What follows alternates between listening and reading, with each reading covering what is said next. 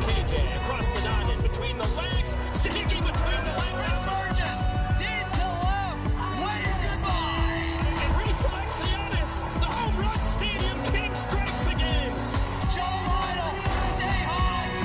Get that bullet rocket. Dazzling snap in time. One of the more absurd double plays you will ever see. That wall. Do it to him.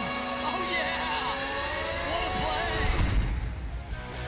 Welcome into Great American Ballpark in Cincinnati, Ohio, where the Indianapolis Clowns and the Savannah Bananas both make their triumphant returns. For the Bananas, it's been just over a year since they played ball in Cincy. For the Clowns, this is a homecoming 79 years in the making.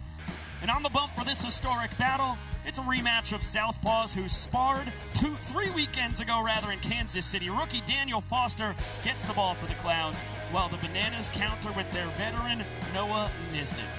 And it is a beautiful evening for banana ball here in the home of the Cincinnati Reds. About 78 degrees and sunny as we are a half an hour shy of first pitch. We've got the pregame coverage for you right here on ESPN2. Then we'll pop over to ESPN for first pitch as we welcome you inside with Josh Talevsky, the statistical savant of the sport, and Mr. Cam Stewart, the voice of the Indianapolis Clowns. I am Biko Scala. Happy Big Tiger Friday for all who celebrate, and much more importantly, happy Juneteenth. Now, this is a bit of a homecoming for the Indianapolis Clowns. They started as the Ethiopian Clowns in Miami, and then their second home right here in Cincinnati. Yeah, and we've already seen such an emotional ride from this Clowns team in their first year in banana ball. The homecoming in Indianapolis. We were together for that quasi-homecoming in Kansas City, home of the Negro Leagues Museum and Hall of Fame, and we're getting that treatment once again tonight. They have called it home before.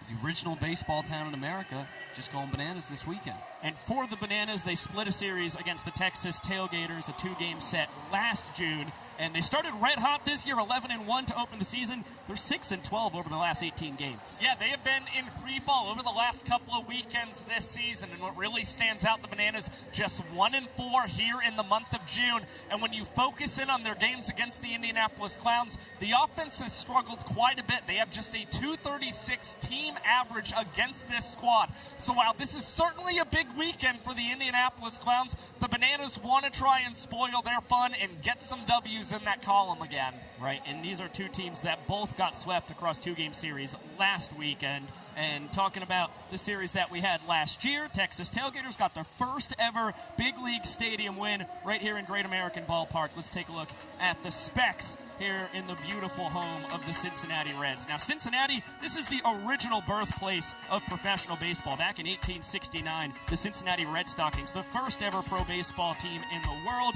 This ballpark here opened in 2003.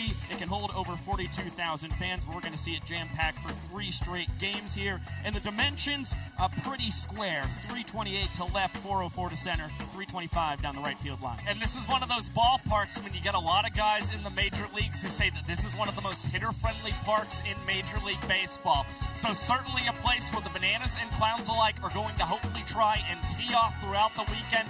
And it's a special weekend at that. A lot of home state guys as well are going to be playing in this series for both teams. Yeah, Josh, you mentioned how hitter-friendly this ballpark can be. The Clowns have slugged their way to success this season, and yesterday in the rehearsal day, Jackie Bradley Jr.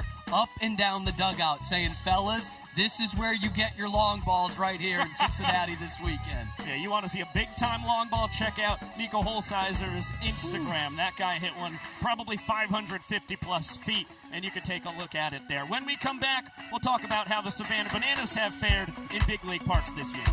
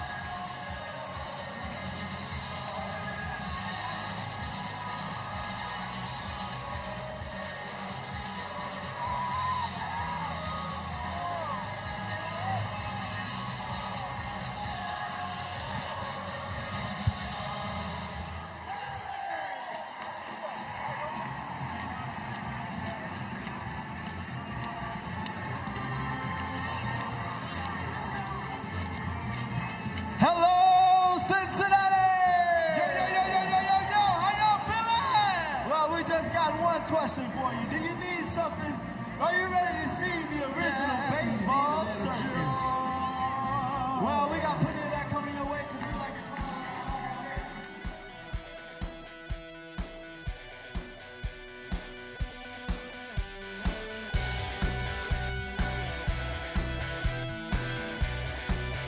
Welcome back to our 2026 Banana Ball World Tour pre-show presented by DQ. DQ, happy tastes good. Out of the 30 games that the Savannah Bananas have played so far here in 2026, 11 of them have come in Major League Baseball stadiums, and they have fared quite well in their big league parks so far here in the inaugural season of the Banana Ball Championship League. Robert Anthony Cruz, big-time blast to the Chop House in Truist Park. One of the big-time moments that the Bananas have had in MLB Stadium so far. Yeah, I mean, that certainly jump-started a win for them in Atlanta this season. You saw a big moment for Kyle Jackson in Anaheim, California this season against these Indianapolis Clowns. It was Jackson who, in just 5 innings, hit for the cycle against the Indianapolis Clowns. And you also shouldn't forget, in that very same game, Dan Oberst, he finished just a triple shy of the cycle. Max Young Goldberg, his first career home run in Banana Ball, a moonshot, banged high off the foul pole down the right field line in Yankee Stadium. Tough to get a more memorable first career big fly in a sport than putting one out in the Bronx, and his teammates right there to Dougie with him. It's been impressive what the Bananas pitching staff, though, when you actually really look at the numbers, has been able to do in these big league parks.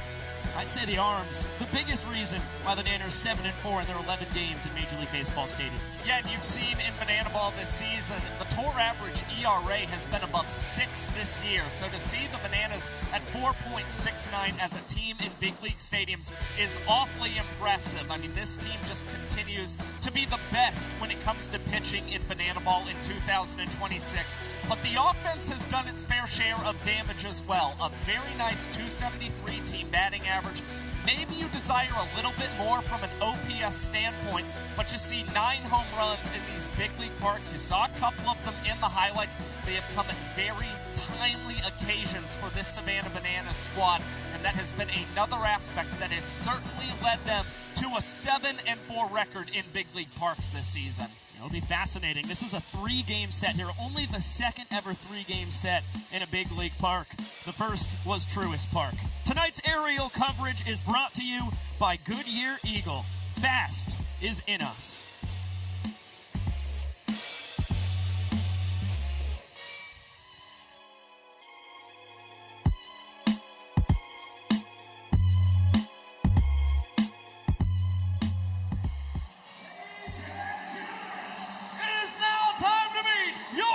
Savannah Banana!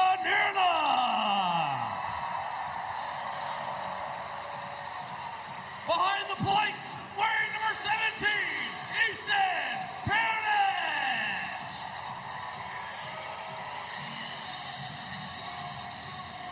Going out to left field, we got M. Pookie, wearing number 7, Ty Two-Fly Jackson! Where's Coach Rack? Where's Coach Rack? He's in left center field. Robert Anthony Cruz. In center field, wearing number 5, the Doctor, D.R. Meadows. Behind second base, wearing number 19, the designated hitter, Danny Ober. In right center field, the future king of the Pirates, wearing number 2, Reese Alexianis. In right field, the spark plug, wearing number 22, JT Sokola.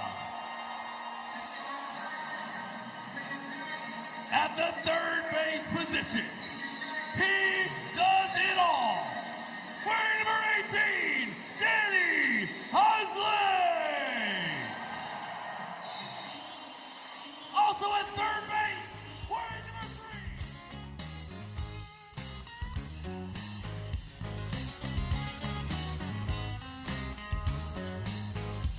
Welcome back to Banana Ball, live from Cincinnati, Ohio. Our pregame coverage here on ESPN2, and then we will switch over to ESPN when it's time for first pitch at 7 p.m. Eastern.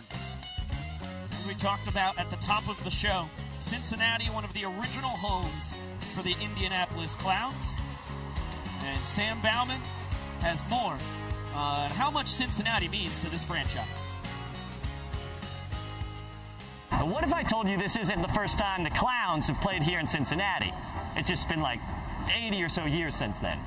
The Cincinnati Clowns, I mean, we think about the Clowns and how they really started in Florida and made their move to Cincinnati in 1943. And Cincinnati was welcoming to them. They used Crosley Field, played here, had the same antics that they would have down in Florida, brought them here, and the fans loved it. So the team grew here and then eventually moved on to Indianapolis. So yeah, the Clowns have played in Cincinnati before, but it's their first time playing here at Great American Ballpark.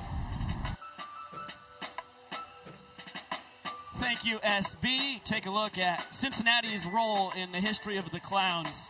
1943 is when they moved from Miami up here to Cincinnati. And then from 44 to 47, they were actually known as the Cincinnati Indianapolis Clowns before they became the Indianapolis Clowns for the next 40-plus years of their existence. Yeah, and this is really where you kind of see the show take off for the Clowns in their Negro Leagues and barnstorming days. Obviously, the Midwest was such a great hub for such entertaining baseball, and it really takes off in their time in Cincinnati. Guys, I had a chance to go through the Reds Hall of Fame yesterday, and it's one of the first things you see. Obviously, big red machine, of course, and you go around the corner, and there's all kinds of tributes to not just the Clowns, their time here, which they're very grateful for, but the Negro Leagues and the teams that came through here. So it was pretty cool seeing Goose Tatum's 3-foot first baseman's mitt on display there. So certainly, I mean, obviously a city that embraces baseball so much, did it with the Clowns, and you guys have been here a couple of times. They're embracing banana ball quite a bit too, so it's awesome to see the Clowns come home in this way.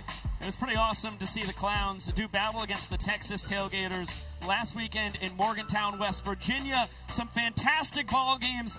The ending's not exactly what the Clowns were looking for, but they were back and forth from the get-go. And here you see it right away. 3 runs at the top of the first for the Tailgaters, but Bobby Leday gets 2 back right away. His 6th homer of the year in his return to West Virginia, where he played collegiate summer league ball. Still 2-0 though, Joe Lytle. His 2nd walk-off in as many games. He brings Leday home after a Leday double and steal of third base, and we cut the lead in half to 2-1.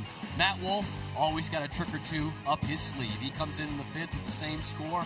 Just ask Taj Porter about the tricks up his sleeve. The Ephus pitch that would make Bill Lee proud. He strikes out the side for the first time in his banana ball career. We stay at 2-1. But the 6th inning, this is where it gets nuts. Okay, this one out to the wall. Jackie Bradley to Kirkland Banks. We got Jordan Barth on his horse, but he is going to be cut down at home plate. The 2nd time the Clowns do that in this ball game. Joe Lytle, a little something to say. Maybe wave goodbye to him. We stay at 2-1, even though 3 runs come in for the Tailgaters. Jackie Bradley cuts into that right away in the bottom half of the 6th. He leads it off with his 6th home run of the year in a tie ball game. But we go to the 9th. Last chance for the Clowns at 3-2. Eli Payton. This one's going to stay in the old ball yard at Kendrick Family Ballpark. And the Texas Tailgaters take 2 of 2 in Morgantown and extend their lead at the top of the standings. But this is a matchup, guys, we have gotten quite familiar with. 5 games between these two since the last weekend in May, and it has gone back and forth. Of course, we had that historic Clown Series win against the Bananas in Grayson 2 weeks ago, but you can slice these guys in between with an index card. Yeah, I mean, you just see the Clowns have been able to mash their way to some victories against the Bananas this season, averaging 10 hits a game. And what stands out even more is the home runs that you've seen from Indianapolis. The Bananas only have 4 this season against the Clowns. Meanwhile, they have doubled that Bananas total throughout this season series. So the Clowns certainly going to be trying to swing for the fences here in a hitter-friendly park, but also trying to improve on that ball-four sprint to strikeout ratio throughout the weekend as well. If they can get that pitching to come through for them, they should be able to get a season or a series win. Yeah, we saw these two teams split the last series they had in a big league park 3 weekends ago in Kansas City, 1 game apiece. The Nanners were able to sweep the 2-game set in Angel Stadium at the end of March, and you talked about it, Cam.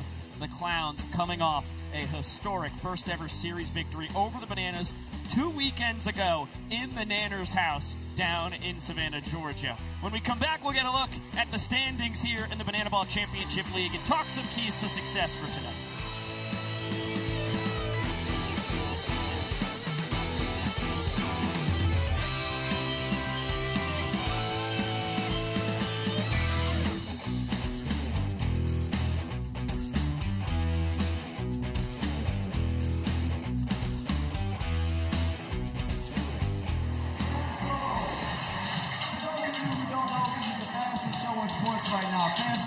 Non-stop, whole crowd live. You blink once, you might miss the whole show. It's 10% luck, 20% skill, 15% of always giving crowds a thrill, 5% dance, 50% insane, and 100% reason they remember the game. Number 1, win the inning, you must hit from the beginning. You must score the highest score, and then you're on the road to winning. Number 2, check your watch. Nobody wants to stop, but we speed the crazy up and put 2 hours on the clock. And number 3, if we're tired, a showdown will arise. A one-on-one engages with a fielder on the side. And number 4, we don't bunt, we start hitting from the jump. If you do it, you can leave. Get ejected, call the ump. Number 5, here we like to keep up the pace. You better keep in mind the batter can steal the first base. Number 6, ain't no walks in banana ball. We sprint on ball 4 until all 9 fielders touch the ball. And 7, a batter can't step out of that box, and if he does, it's a strike. He paid the cost. And number 8, no visits to the mound allowed. And if we catch you slipping, we might throw you out. And number 9, each team is allowed to challenge one umpire, calling things feel unbalanced. And yes, even you get to join in on the fun.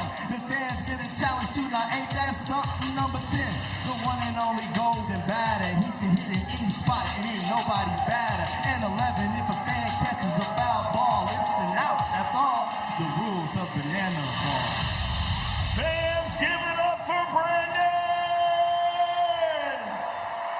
And now, let's go down the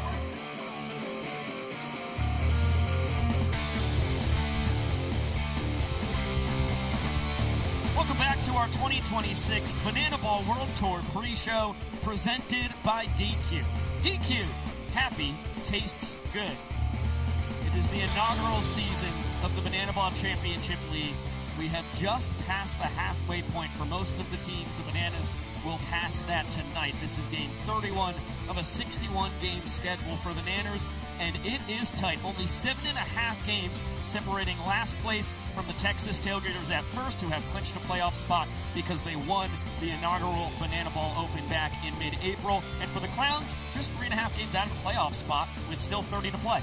Yeah, and that's the way to look at it, right? We've seen some flip-flopping between the Clowns and the Firefighters in the last couple of weekends. And, I mean, how quickly things can change on this tour. The Firefighters, a historic 3-game sweep on the wrong end against the Texas Tailgaters 2 weeks ago. They take 2 out of 2 from the Bananas last weekend. It can change that quickly here in this league. And what you want to do is try and maximize your wins playing as the home team. The Clowns get to be that home squad all 3 games this weekend.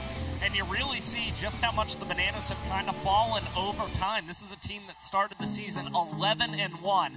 Now they are 17-13 this season. So they are trying to see if they can get back to first place here in the Banana Ball Championship League. But you got a lot of other really interesting matchups occurring throughout the weekend. The Party Animals got a really key victory against the first place Tailgaters last night. And you saw Loco Beach take down the Firefighters as well. So things are interesting over in Nashville and Manchester, New Hampshire this weekend. Yeah, this is the second ever 9-game weekend in Banana Ball history. You can watch every game for free on YouTube while we bring all 3 of these games in Cincinnati to you here on ESPN. And now a look at our Banana Ball rules brought to you by DQ. Banana Ball is the fastest and most entertaining show in sports, and the 11 rules guarantee the most fans-first experience of every second. Welcome to the Banana Ball Championship League! Rule number 1, win the inning, win the point. The team that scores the most runs in the inning wins the point. It's a walk-off winner! Oh my goodness! With the equalizer, extra point, trick plays provide the away team an opportunity to earn a point going into the final inning. And in the final inning, every run counts as a point. Rule number 2, Banana Ball has a 2-hour time limit, guaranteeing that every game is fast-paced and action-packed. Rule number 3, no stepping out of the batter's box. If you do, it will result in a strike. Mark stepped out of the box, and because he stepped out of the box, that's it. Rule number 4, no bunting, because bunting sucks. If you bunt, you'll be thrown out of the game. Rule number 5, batters can steal first base. Ball 3, Gideon taking off for first throw from Leroy in time. Rule number 6, there's no walks. Walks are ball 4 sprints. The batter can advance as far as they want until every position player touches the ball. Those defenders have touched the banana ball. It is a 4-base sprint to open up the ball game. Rule number 7, no mound visits. Nope. Rule number 8, foul balls caught by a fan count as an out.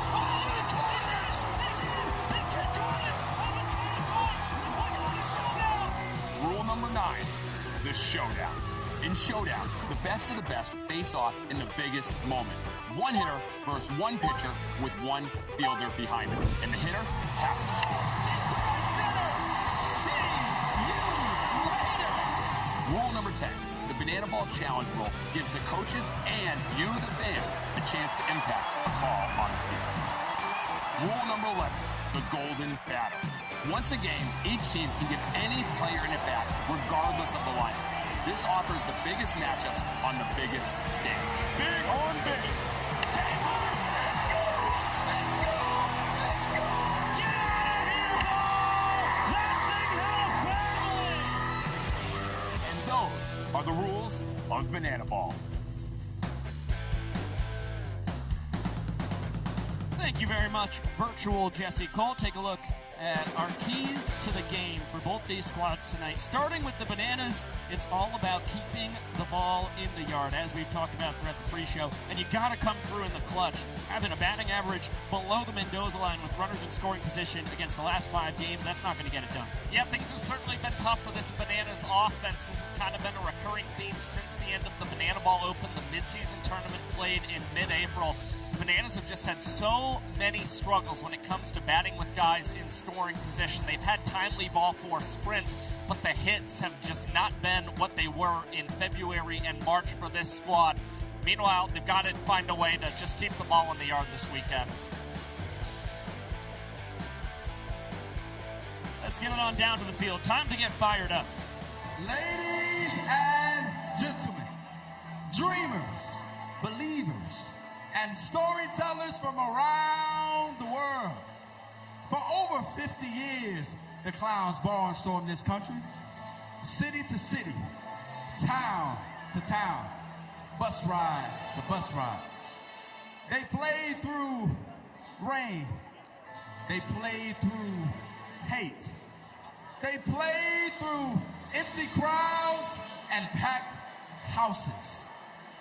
This is for every player who wore the jersey. This is for every pioneer and showman. This is for every player who stepped foot on the field. They built this. This is more than just a comeback. This is more than just a reunion. This is history in the making, and tonight it's your job. Cincinnati!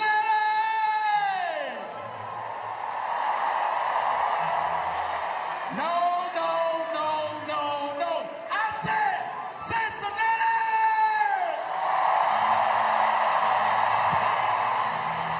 After 37 years in the darkness, the original baseball circus is back, and the show starts now! It's time to put those hands together as we meet the starting lineup for your Indianapolis Clowns. He's the outlaw in the outfield, right fielder number 3, Cowboy Joe Gray Jr. He's an MVP, World Series champion, and an elementary school spelling bee Center fielder Jackie Bradley Jr. He's a man of few words, but a whole lot of trick plays. Shortstop number 7, Bobby Leday. There's a party in the back, but all business on the field. Your catcher number 22, Joe Lido. At DH, he's bringing beats and bebop to the ballpark, number 44, Splash Dale Francis Jr.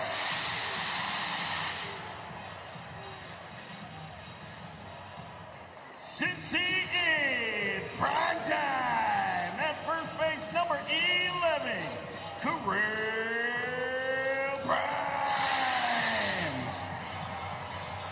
He's our golden boy from the Golden State. Third baseman, number 16, Eli Payton. The pride of PA, but he wants to beat him today. Left fielder, number 12, Nico Holsizer. Bringing some of that Georgia heat to Cincinnati. The extra hitter, number 9, Chris Burgess. He's snapping up those grounders like a gator in the bayou. Second baseman, Kirkland Banks. Designated runner, Malachi Flash the Kid Mitchell. And on the bump for your Indianapolis Clowns, he's wheeling and dealing, styling and profiling. Number 34, Daniel Foster. And the ringmasters of the original baseball circus, Eric Foxy Fox, Willie or Wody Carter, and Tony Big Toe Moiro. That's the starting lineup for the headlining home squad, Indianapolis Clowns. Marks the conclusion of our pregame show here on ESPN2. We'll have first pitch on ESPN after a short break.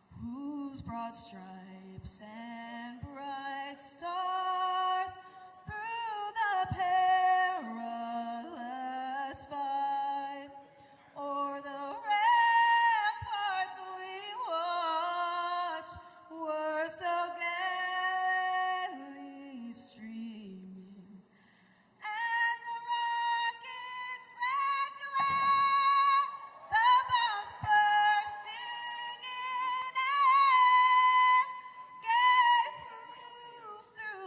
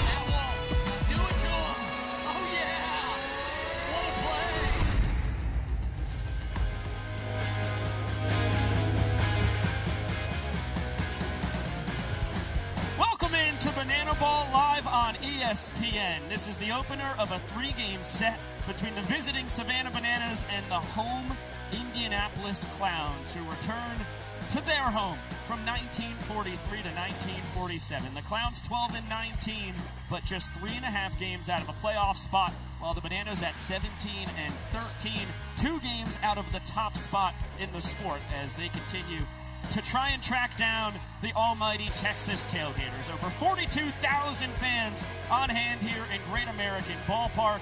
The third ever Banana Ball game held here in the home of the Cincinnati Reds as we welcome you inside with Josh Talevsky, the statistical savant of Banana Ball, and Cam Stewart, the voice of the Indianapolis Clowns. I am Vico Scala once again. Happy Big Tiger Friday for everybody who celebrates, and much more importantly, happy Juneteenth. What a way we get to celebrate here. Friday night, Great American Ballpark, the Indianapolis Clowns back in Cincinnati. Yet another homecoming, the second one we have seen this season for the Indianapolis Clowns, and obviously one of the great baseball cities in America, going Banana Ball tonight. We'll talk about that throughout the night, but even more importantly, you guys can find out after our broadcast all the history that the Clowns have had in Indianapolis and here in Cincinnati. Yeah, that's right. It will be the premiere of E60's Return of the Clowns, documenting the entire history of the team and the rebirth here in Banana Ball. And for Josh, the Savannah Bananas, the namesake of the sport, it's been tough sledding as of late. Yeah, I mean, the Bananas just 1-4 here in the month of June and trying to spoil some of the Clowns' fun throughout this weekend. The Bananas sorely hoping that their bats are going to wake up here in Great American Ballpark, historically a pretty hitter-friendly place. Well, let's get a look at the Indianapolis Clowns' defensive alignment in this opener of the 3-game set.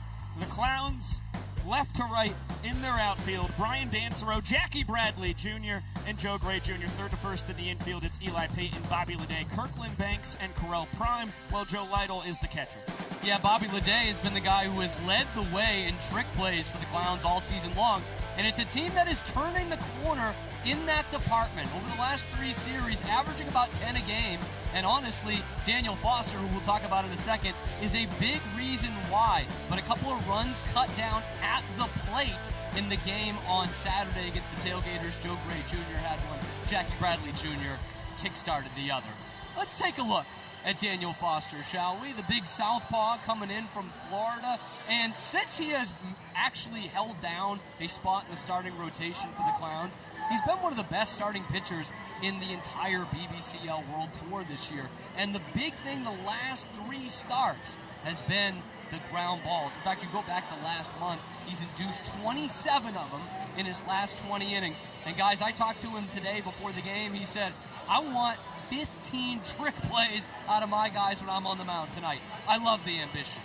Have to.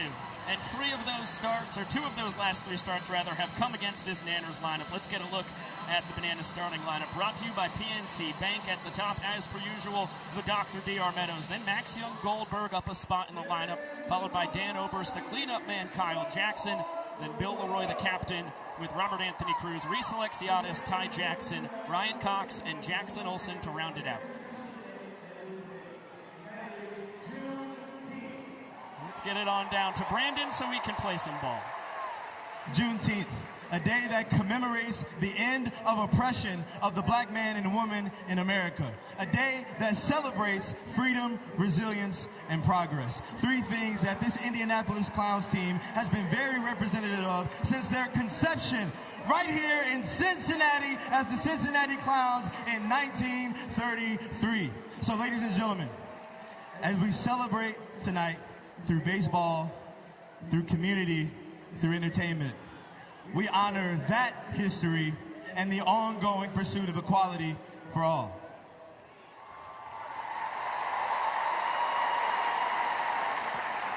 So fans, with that in mind, it's time that we start the clock. So on 3, ladies and gentlemen, I need you to give me a big start the clock. 1, 2, 3.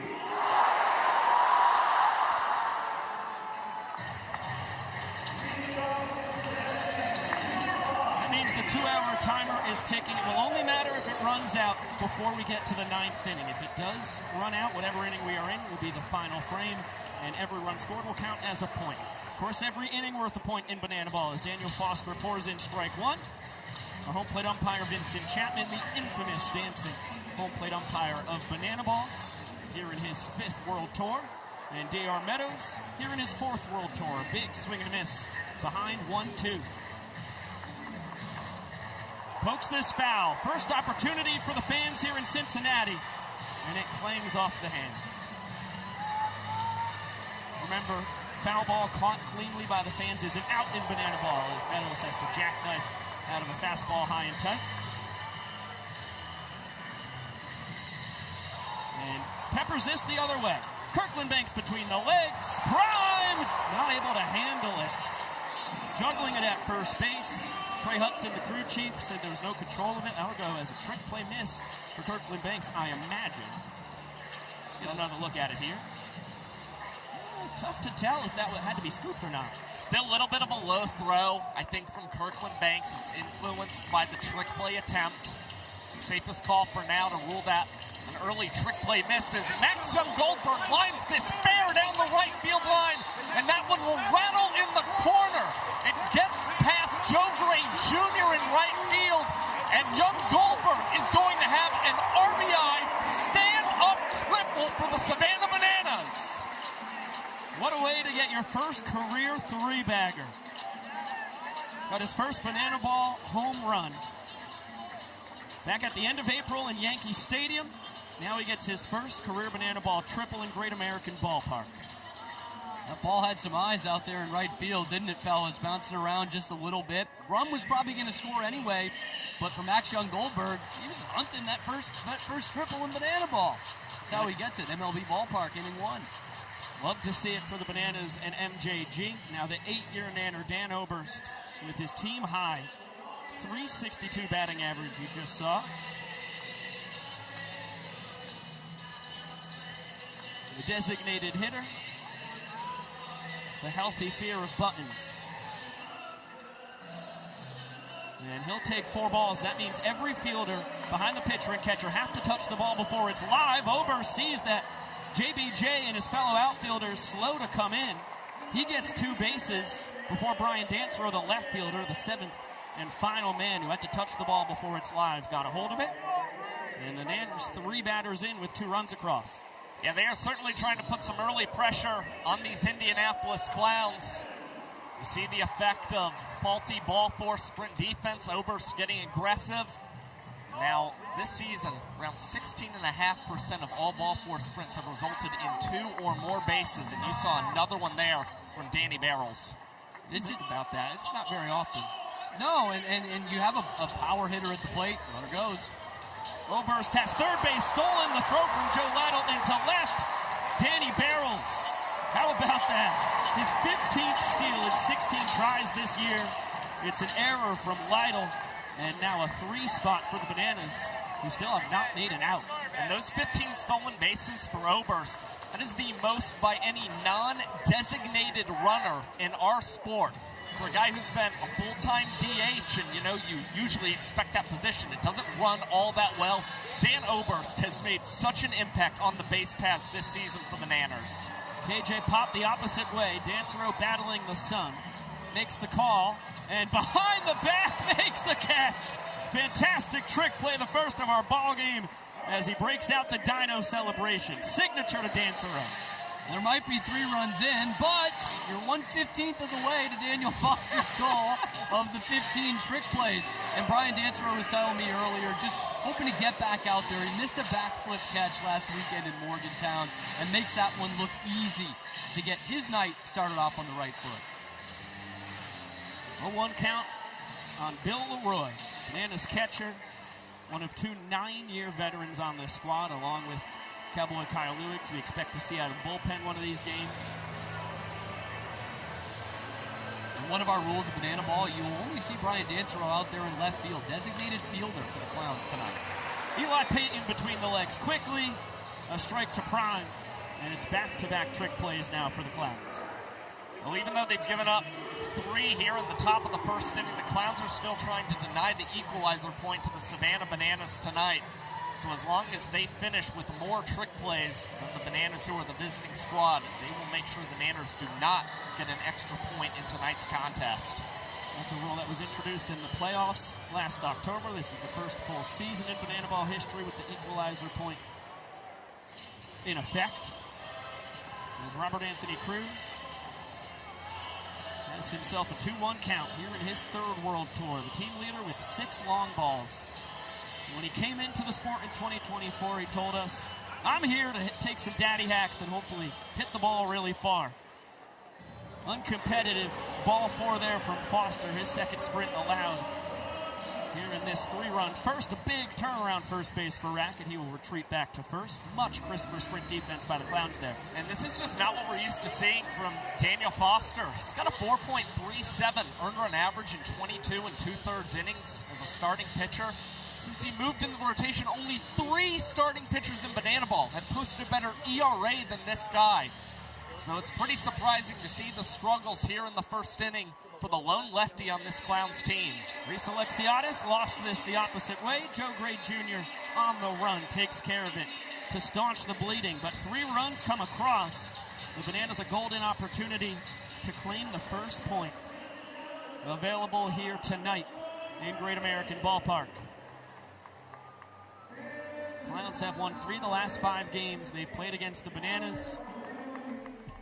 Goes across 2 of the last 3 weekends. As you get a look at the Nanners defense. Left to right in the outfield, Rack, DR, then Super East. Third to first in the infield, KJ, Cox, Olsen, and Ziegler, who's the designated fielder, so we expect to see him the majority of the night in there for Max Young-Goldberg, who is the starting first baseman in the lineup. And, of course, it's Leroy behind the dish. Well, we saw Alex Ziegler and Jackson Olsen team up for a handful of double trick plays last weekend in Memorial Stadium. They've been on a really hot streak. DR Meadows, who has returned to center field over the last couple weekends for the Bananas, currently on a 9-game trick play streak for his squad. In the middle of it all, Noah Nisnik here on his 3rd World Tour, the pride of St. Louis, Missouri. Spent his entire college career at Southeast Missouri State out in Cape Girardeau. He was the 2024 Banana Ball Rookie of the Year. Had fantastic numbers until 3 weeks ago. The Clowns got to him in Kansas City. Then the Clowns got to him again in Savannah. And last weekend, it was the Firefighters who roughed him up. 3 straight tough outings from his nasty. Yeah, 3 of the 5 home runs he's allowed this season have come against the Indianapolis Clowns. And Nisnik with 13 earned runs in his last 10 innings pitched, something we've really never seen in his rather prolific Banana Ball career. So that season ERA is now over 5, and this is a guy who has never had a season where he's finished with an earned run average north of 5. Right, that ERA was at 3.38 before his start against the Clowns in KC 3 weekends ago. And this was the Clowns lineup that roughed him up in Grayson and a little bit in Kansas City as well. Joe Gray Jr. at the top of it, leading it off. Of course, Jackie Bradley Jr. behind him. Bobby Leday had the big series, specifically on Saturday against the Texas Tailgaters. 3 for 3 with 3 extra base hits, including his 6th home run of the year. Correll Prime, the former Banana, is one of the 2 guys who took Noah Nisnik deep. And they've been getting good production from that bottom quarter, bottom third of the 10-man lineup. Yeah, and that powerful Indianapolis Clowns starting lineup is brought to you by PNC Bank as Joe Gray Jr., the team leader in homers, 7 of them, second most in the Banana Ball Championship League. Skies one behind the plate. Leroy runs out of room. This would be an amazing snag by the fans. They'd come up empty. And we talked about it in the open, keeping this Clowns team in the yard. There's only one team in the Banana Ball Championship League with 3 hitters who have hit 6 or more homers. The Clowns have 4 of them, and you're looking at one of them in Joe Gray Jr. right here, who has been on a tear in the long ball since the beginning of May. 6 of his 7 have come in the last month and a half. Nice piece of hitting. Can do it all, can he? Inside out, shoots it through the 4-hole. And the former Brewers and Royals farmhand sets the table for the legend, Jackie Bradley Jr. I'm talking about a guy who knows a thing or two about hitting, in major league ballparks. Jackie Bradley was telling his teammates this weekend, hey, you guys want to get yours? This is the ballpark to do it. The ball can really fly out of here in Cincinnati, especially on such a beautiful night like tonight. Noah Nisnik, 26-year-old on the mound. 3 straight balls to the 36 years young Jackie Bradley Jr. And the 2-time World Series champ takes 4 straight bad ones from Nisnik. Gray will go first to third easily. Jackie parks it at first. And just like that, 3 batters into the last of the first inning, Clowns have the frame-tying run at the dish, and it's their superstar, Bobby Ledet. That was a big point of emphasis for the Clowns tonight. No ball 4 sprints in that Saturday loss to the Tailgaters last weekend. Only 4 on the entire weekend. They knew they'd love to get theirs with the home run, but they've got to be more patient at the plate. You saw it there. Ledet, did he check his swing? Yes. Confirmed by Trey Hudson down the first baseline. 2-1 count. Ledet has taken Nisnik deep this season. This one will be contained by Great American Ballpark. Reese Alexiadis into the sun, and a big heave home. JBJ reads it well. He'll go up to second base, but smart move by Gray. That is a howitzer that Alexiadis has for a right arm. And Alexiadis is well aware of the Clowns' speed, so figured he should throw that ball home. And Jackie Bradley Jr., he was wise to it. He knew that was coming from Reese Alexiadis, just the way he set up in right center field. So he went ahead, moved up into scoring position. A very smart move by a veteran player. Speaking of a very smart veteran player, Joe Lytle. What a fantastic 4th World Tour he is having, as he gives the fans in the second deck an opportunity. They jump out of the way. His .432 batting average that you see above the scoreboard there, the best in banana ball. Here about the halfway mark in this inaugural season. He cranks this straightaway center. Meadows retreating. He will tip it, grab the first trick play of the Bananas. Gray could have cartwheeled home. Instead, he will choose to jog. Sac fly for Lytle as Bradley is over to third. That's a smart decision as well from D.R. Meadows. Again, the Bananas want to earn that equalizer point here tonight. They knew that Joe Gray Jr. was going to score on that good piece off the bat of Joe Lytle, so Meadows just decided to get his team in that trick play column. And now they're going to leave it up to Noah Nisnik to try and get this final out in the inning against Dale Francis Jr. Another tremendously talented hitter who gives this a ride. Right back to Meadows, nearly the same spot. Backflip catch, you've got to be kidding me. To put a close on an inning win for the Bananas. They lead 1-0. The inventor of the backflip catch, putting on a show for over 42,000 in Cincinnati. And drawing the Nanners even in the trick play column as well. Making 10 straight games with the trick play for the Doctor. And the Nanners with an early 1-0 lead.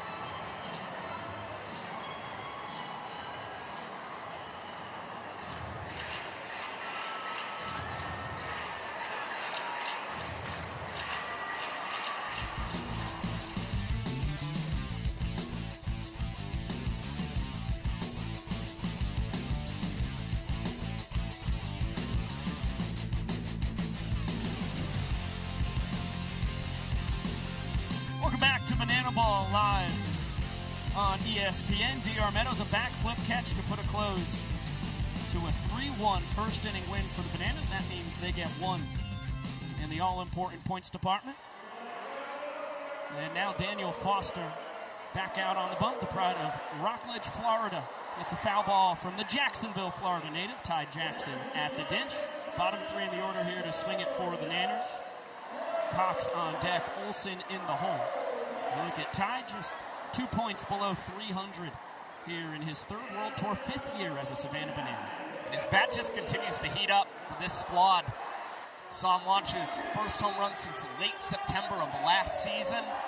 Weekend ago in Memorial Stadium, Ty on a 10-game on-base streak as well. Talk about a big pitch here after 2-ball-4 sprints in the first. He get 3 on the game for Daniel Foster, something he had really corrected since going into the starting rotation for the Clowns. A 3-2 strikeout to sprint ratio, but man, that number's going up. No Ks so far, and already 3 by way of the sprint. Yeah, Foster has 2 starts in June, combined for what would be a quality start. 6 innings pitched, 3 runs, 9 hits, of course more than you would want, but only 2-ball-4 sprints compared to the 5 Ks, which, as you just mentioned, Cam, it's now a 3-0 ratio from sprints to strikeouts, as Ryan Cox has a ball and a strike on him. And you talk about it, I mean, Max Young-Goldberg was the only one that really put a drive into that ball in the first inning. It's not like they were being knocked all over the yard. It's kind of the same thing we saw from David Griffin last weekend in that Saturday start. Tailgaters had 3 runs in the first without really any loud contact. Bouncer the opposite way from Cox, painted to Banks for 1, over to first in time. Clowns go around the horn. KB with a trick play in the middle of the double play. Nice little comeback for Kirkland Banks, who had the trick play miss that got this whole thing started in the first inning. Young Goldberg got the triple we were just talking about with the next hitter. Makes a really slick trick play feed to end the double play. And Cox, not the fleetest of foot. Banks, you're always, as an infielder, trying to size up the guys in that batter's box. So he knew he had the time to transition between the legs there and get the Clowns back out in front from a trick play standpoint. 1-2 count on Jackson Olsen, holding down the 10-hole. Here in his 4th World Tour, 5th year as a Savannah Banana after he debuted summer of 2022. Great play there by Joe Lytle. How he backhanded that. Slider from Foster, part of his 5-pitch mix, as we'll have a squibber foul and get another payoff. Because if you're new here, if that ball gets away, Jackson Olsen's got some wheels on him. He can steal first base. And that could have just kept the ball rolling for the ball 4 sprints to a stolen first base. Nice play by Lytle.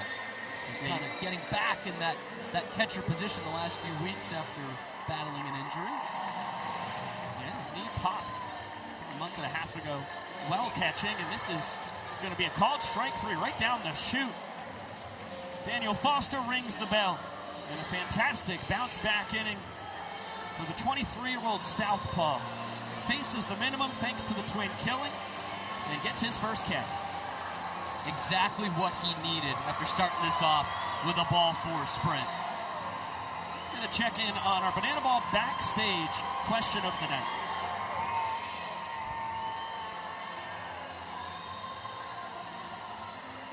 Hey guys, it's Christina Fusco from Banana Ball Backstage. I'm here with Carter and his little brother Dean.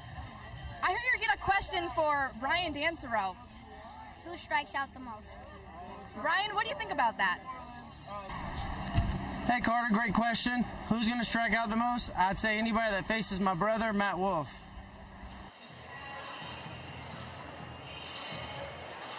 That's pretty timely there from Dansereau, Wolfie, as we talked about on the pregame show, coming off his first career strikeout with the side last weekend at Morgantown, West Virginia. He did it with gusto, too. The ethos to close it out against Taj Porter. And through that Bill Lee reference, certainly remember the ethos pitch here in Cincinnati. It was Tony Perez. I don't think that was landed yet for the World Series 51. The dancing abilities from Noah Nisnik and company as we head to the bottom of the second inning. Welcome into Banana Ball, folks. Never know what you're going to see. It's good to have you. Of course, Banana Ball faithful, big fans of the Spaceman as well. Bill Lee, of course, part of that 2022 team, as well as the first half of the 2023 World Tour. Legend of the sport. Well, I'm sure there's certainly a big fan, too, of the lefty Noah Nisnik and his dance moves on the pitcher's mound. This is a guy that all of his teammates will say, this is the best dancer on our ball club, and there is no competition whatsoever. Every now and then, they hold some tryouts for who's going to do those kinds of dances coming out to the mounds. The pitchers come away and they ask themselves all the time, what's the point in the competition, guys? We know Niz is going to win. And he can pitch a little bit, too, which is a nice added bonus, isn't it? One of the best starters across these last 3 tours. Correll Prime, his teammate for the last couple months of 2024, the entirety of 2025. And gets to square off against his good buddy. This ball smoked. Center field, D.R. Meadows back turned to home plate, watching it sail out of here. What a blast off the batter's eye for prime time. And just like that, we're tied at 1. Correll Prime, not a good friend to Noah Nisnik. The last 3 at-bats against him, a double and now 2 dingers for prime time. That's how you knock this thing right back up. And that's a half inning in 14 seconds right there. That is the time it took for Correll Prime to get the pitch and send it out at Great American Ballpark. Now the 9th home run the Clowns have collected against the Savannah Bananas in this season series. And just like this long ball to straightaway center from the Colorado Rockies 2014 Organizational Player of the Year. The long balls have often been clutch when it comes to the Clowns against the Nanners. We're knotted at a point each.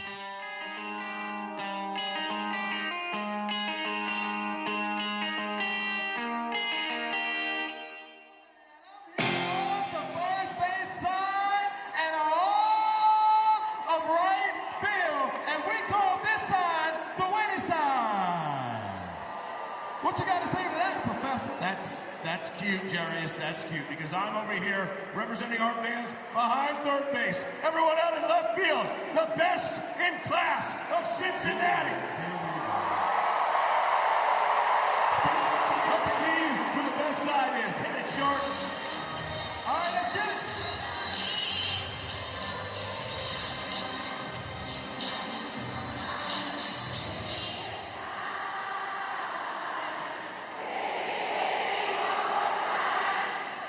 And the first point goes to first base and right field side.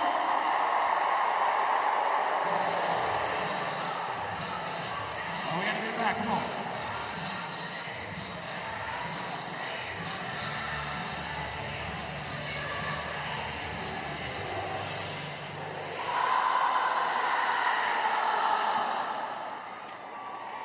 And the second point goes to third base and left field side.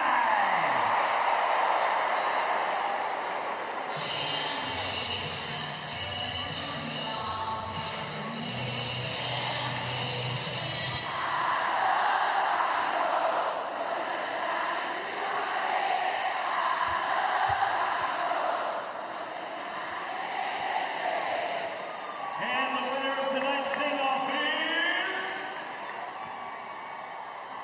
I said the winner of tonight's sing-off is...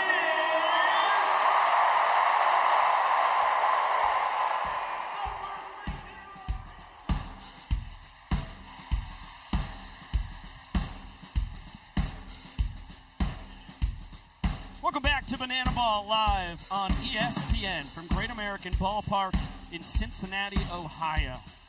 Boats sailing down the Ohio River, and a tie game here in the home of the Cincinnati Reds. 1-1 thanks to the swing of Correll Prime to walk off the second inning. The Dr. D.R. Meadows watched it sail over the fence at center field. Now he leads off our third frame. Top of the order for the Nanners. D.R. reached on a trick play miss that started the 3-run rally that won the first inning for the Bananas. One of the many beautiful things about Banana Ball, you got a guy in Correll Prime, 14 years of professional baseball experience before he came to Banana Ball in 2024. And opening up our third inning, 2 guys who maxed out at Division II baseball in college. You got D.R., the kid out of Columbus State University, who just barely survives this foul ball into the second deck, and Foster on the bump. Spent his entire college career at Palm Beach Atlantic University. Leday deep in the hole, no chance to get the Speedy Meadows. Infield single. A ball right at the lip of the outfield grass. It was still a good throw to get it over there, but man, you would have really had to hurry up there, Josh Gillespie. And we've mentioned this a handful of times. You know, DR Meadows, he dealt with a hamstring injury this season, but you continue to see him doing better and better as young Goldberg lasers this one off the right field wall, right into Joe Gray Jr.'s glove. That is a long single for Max Young Goldberg. Now 2 for 2, but the Nanners with a guy in scoring position. Meadows up to third. Derek Klena with a beard? What's happening?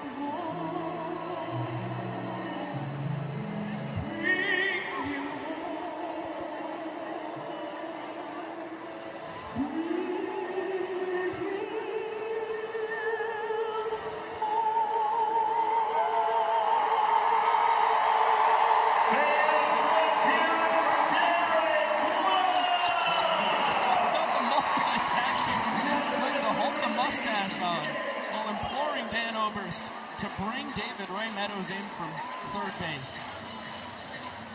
Did you get a better pep talk than that right there? It's a pep song, if you will. Pep serenade. And Oberst is going to bring him home, but the price he pays is a twin killing that will deny him the RBI available.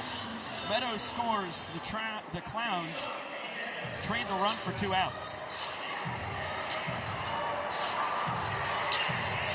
Will dance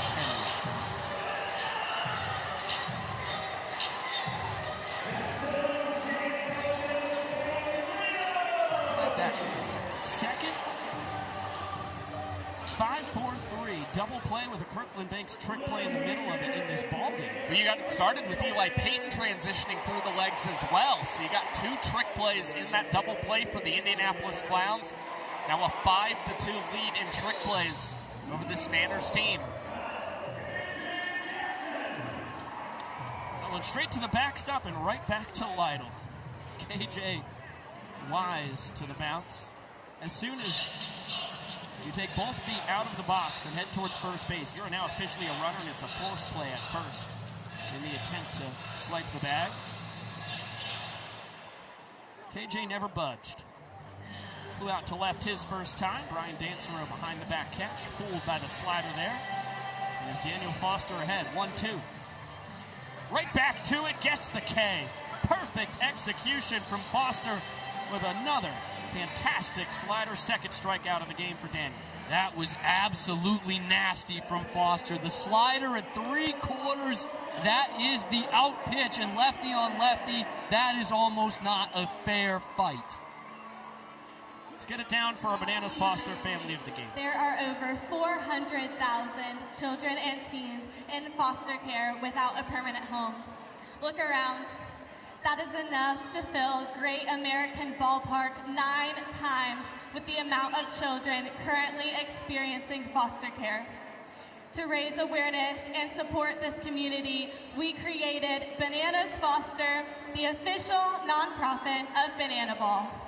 Our organization is dedicated to celebrating those in the foster care community while educating and inspiring others to get involved. Tonight we are celebrating the Gragg family. When Debbie's sister became a licensed foster parent, Debbie was inspired to become licensed herself to provide a safe and loving home to children in need. Together, Debbie and her husband, Donnie, fostered youth from newborns to teenagers.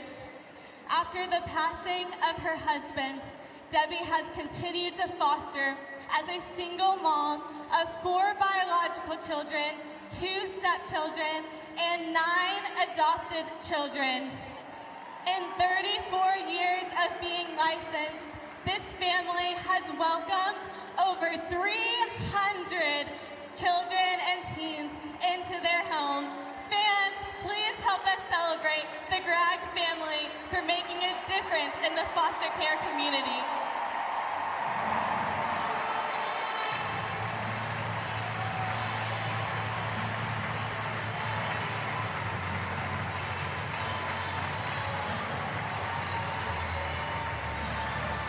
That is as heartwarming as it gets. Another massive, massive shout out to Debbie and Donnie Gragg.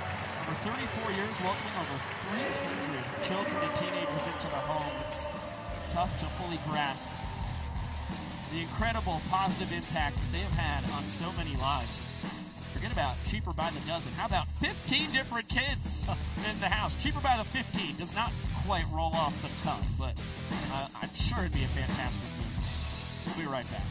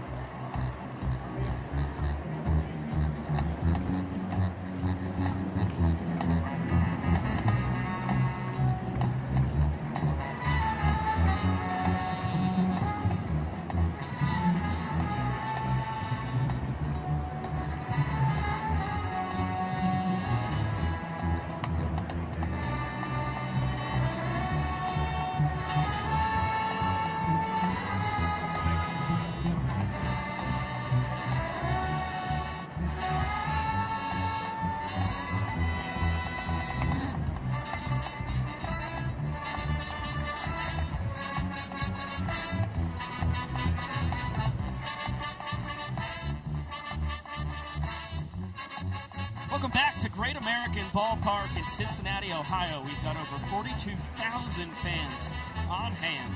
The 595th straight sold-out crowd in Banana Ball history for the Nanners against the Clowns. Currently tied at a point each, but the Savannah Bananas with a run across in the top of the third inning. It'll be up to Eli Payton, Nico Holsizer, and Chris Burgess due to swing it here in the bottom half. Try and deny the Bananas the point and earn a point of their own. 1 run would scratch the inning. 2 runs would give the Clowns their first lead in the all-important points department. As Payton, a bouncer to Jackson Olsen, tries to go behind the back. Would have been a very impressive trick play, but he whiffs on it. And that will put the innings tying run aboard.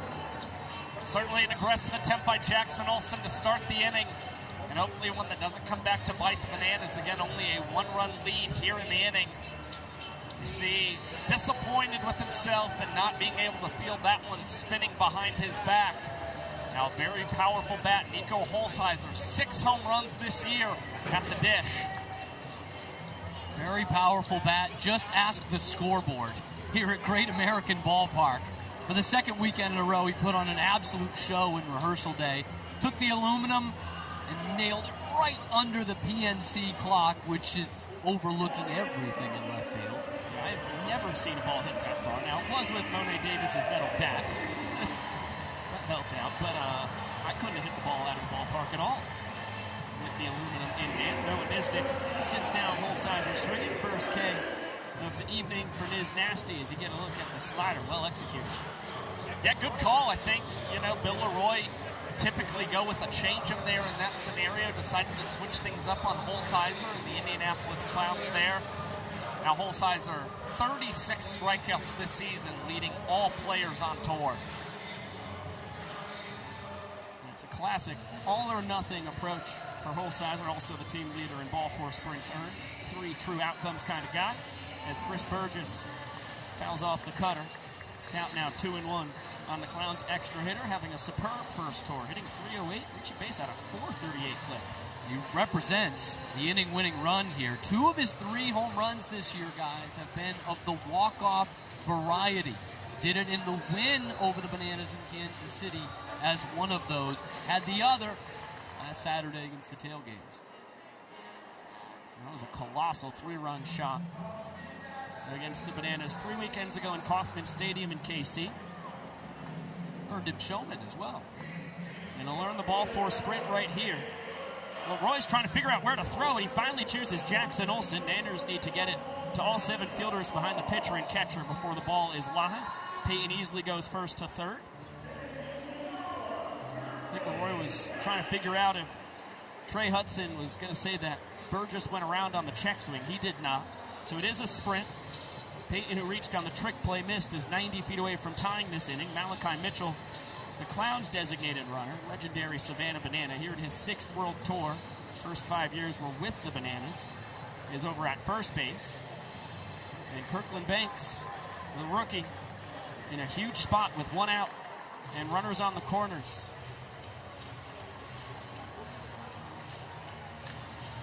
Line shot to left, and it'll fall in front of Robert Anthony Cruz. Throw to second just in time. Fielder's choice to nab Flash. Peyton does score the inning-tying run, but that is a massive second out that takes the inning-winning run out of scoring position. That's a pretty wild heads-up play from Robert Anthony Cruz. Malachi Mitchell was trying to track that ball. I think he thought Robert Anthony Cruz was going to lay out, wind up making the catch. So Flash then had to turn on the Jets as Joe Gray Jr. hits this one well, but foul into the left field seats. Nonetheless, Rack, a good arm, and Jackson right there with the bag to get a force out. It was kind of a tale of 2 different reads there. Eli Payton was sure of it, that it was going to drop. He scores very easily, but it's sympathetic to the guy on first base. That thing is hit hard and sinking fast, and that gets the force out at second. Joe Gray Jr. driven deep down the right field line. Alexiades runs out of room, and a lucky hop for the Nanners. That might save the inning for the Bananas. That might take a point off the board for the Clowns. It does for now. Yeah, certainly. I mean, that's a ground rule double. Banks would have scored easily from first. And if it didn't, Klang 1 hop off the foul pole. Get another look. Great piece of hitting again from Joe Gray Jr. His second hit of the ballgame, both of them the opposite way. You saw it leave play, come back in. Alexiades with his hands up. Right field umpire Ron Ernstberger all over it. Now Jackie Bradley Jr. trying to give the Clowns their first lead in points tonight. He worked the ball four sprint his first time. Never saw a strike from Nisnik, and he still has not. Since 6 balls. And he was at the plate for an inning walk-off last weekend. The man at third. It was a wild pitch, so he doesn't get credit for it. Another one of those would do the trick for the Clowns. Yeah, but this is the right kind of have up for Indianapolis. JBJ still leading the team both in hits and runs batted in this season. It's a .433 average with runners in scoring position this year as he takes a look at strike 2 from Niz. Deuce is wild. Slow roller right side. Alex Ziegler gobbles it up and beats JBJ to the bag. That is a brutal inning for the Indianapolis Clowns to not come away with a point. That is a point taken off the board by the warning track at Great American Ballpark. That thing skips up into the stands on Joe Gray Jr.'s double. Would have easily scored Kirkland Banks, and instead we call it even in the inning.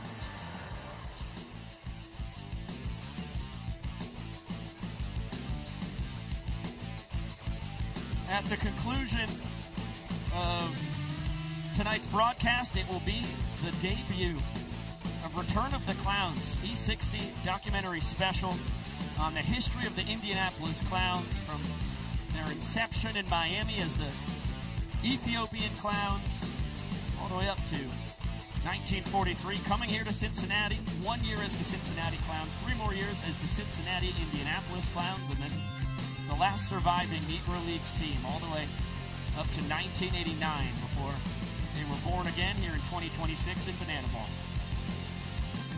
Cannot wait to watch.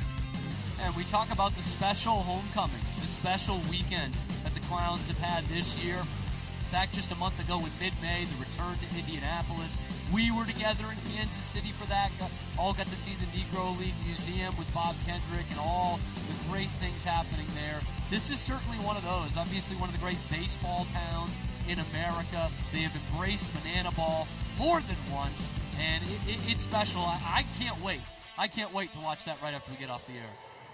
How about the get-up for the former Los Angeles Dodgers minor leaguer, Vinny Santar-Sierra, the 6'7" righty out of Gainesville, Florida. And he's looking dapper in the middle of Great American Ballpark. Yeah, Vinny Santar-Sierra looking really sharp here, and the first man out of the pen for the Indianapolis Clowns who didn't get quite what they were looking for from Daniel Foster tonight. Vinny, though, an 8th-round pick to the Clowns in the Banana Ball player draft. Of course, a former Dodgers farmhand. This season, a lot of troubles for the right-hander, averaging nearly 3 base runners per inning pitched, and he's only induced 4 trick plays this year. And really, the reason that's the case is it's very hard to get those trick plays when you're putting so many guys on base, and you see 13 ball 4 sprints for Vinny. And how about his battery mate, the man, the myth, the mullet, Joe Lytle, mic'd up behind the dish.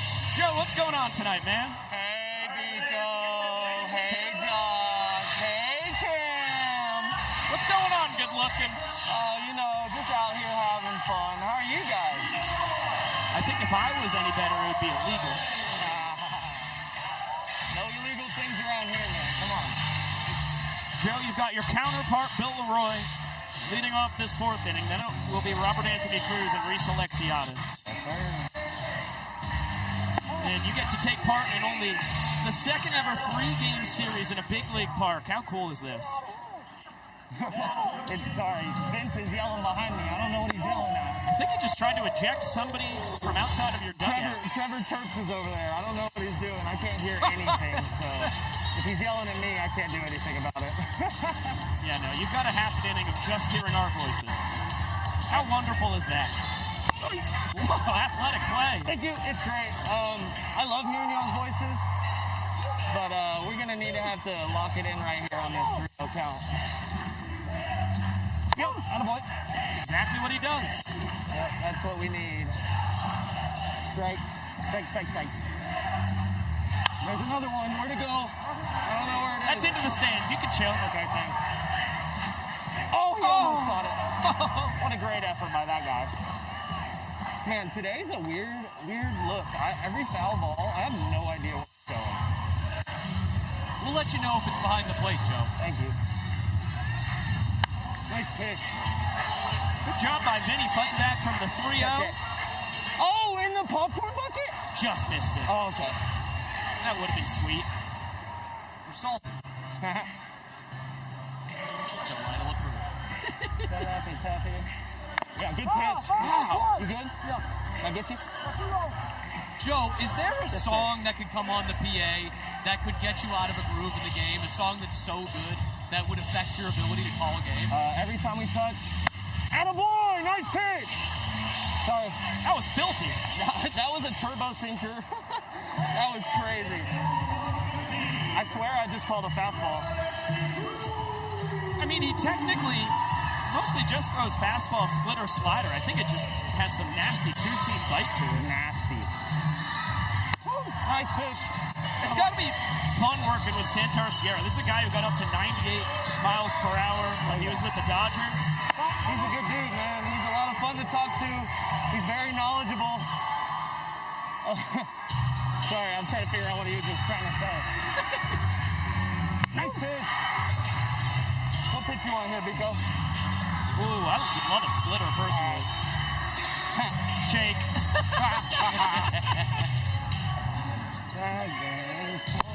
Vinny and I not on the same page. Nope. That's okay. Slider not executed. What do you want? A fastball. I think you just go right after it. Good point. Yeah, nice pitch. Nice pitch. Laser being into the sweets. Good fight. I mean, I think you just keep pouring them in here, right? Oh, 100%. 100%. See what happens. Yeah! Attaboy! Wow. Come on, baby! Firm heat, back-to-back Ks for the big man. Joe, you're starting to get to reacclimate yourself behind the dish, returning from injury, but what is it like to see the way in which your pitching staff has evolved over the last couple of weekends? Yeah, it's been great, man. Honestly, especially just getting more into the banana ball aspect of things, you know, working faster and getting more comfortable doing that, you know. Like Vinny's a dude that's a great testament to that. Get rid of it, attaboy. Good play. And great fundamentals, Joe, backing up first base. It's a must. But anyways, Vinny's a good testament to that because he's made a lot of adjustments so far. And look at him now, bro. You know, his first few outings weren't great. Oh, dude, look at this. Oh. That is cute as could be. So cute. Happy Father's Day, Vinny. Happy Father's Day. Oh, that's awesome. Andrea and his kids, Aria and Nolan, with a special message to him. Joe Lytle, thank you so much. It was brief, but it was wonderful. Thanks, Joe. Thank you, Joe.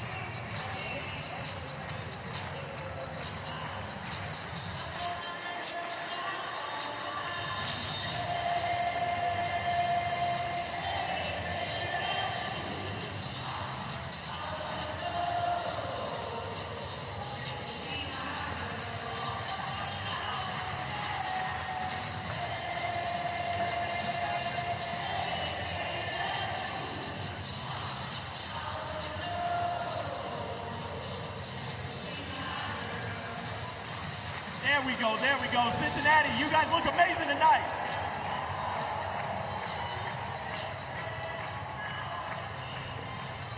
Oh my goodness, YouTube, it's just us for like 20 more seconds. Hello, I hope you're having a wonderful night. Hello, YouTube. So great to hear from you guys tonight. Hope you guys are very blessed. I love you, YouTube. I'm not afraid to say it.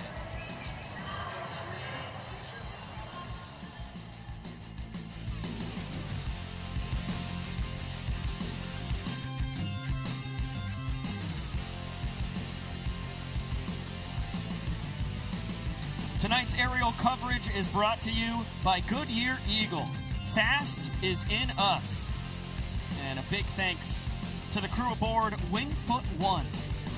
Our eyes in the sky tonight, looking down on Great American Ballpark. Beautiful home of the Cincinnati Reds. Housing over 42,000 Banana Ball fans tonight. As Malachi Mitchell bringing his whole squad in. Middle of the fourth inning. Look, when it's a homecoming, Pico, you got to get everyone involved.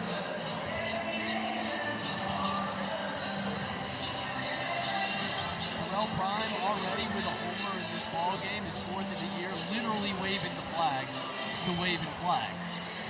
for the Clowns. And they have carried the flag of this iconic franchise, this iconic brand.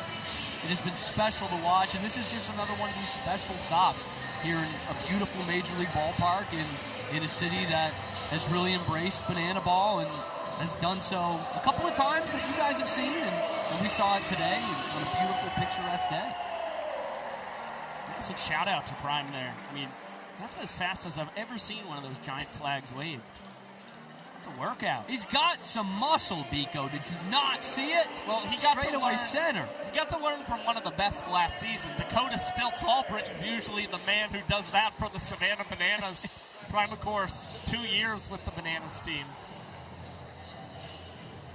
It's Bobby Leday, then Joe Lytle, fresh off the mic on deck. Dale Francis Jr. in the hole. But Leday is truly the only man due to swing it, because if he goes long bombs away, this inning will be over just like that. That's what we saw happen with Prime in the second. Second pitch he got from Nisnik, straightaway center field. And Leday certainly has the oomph. Coming in hitting .320, 6 homers, just one shy of the team lead. And his last game was a cool 3 for 3 with a ball 4 sprint. But how about this for a 3 for 3? 2 doubles and a 2-run homer. The ball 4 sprint. The pop is in that bat. Let's do the sprint thing again, though. I love it. Inning-winning run is aboard. Great speed at that.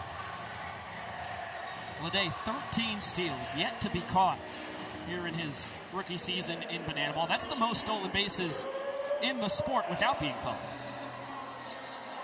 He's a really intelligent runner for the Indianapolis Clowns, but honestly doesn't need to get too aggressive here. Joe Lytle, of course, leading the Banana Ball World Tour in batting average this season.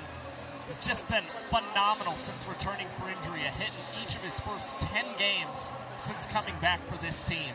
And that stat of leading the league in average, that might be underselling it a little bit. He leads by 24 points entering tonight.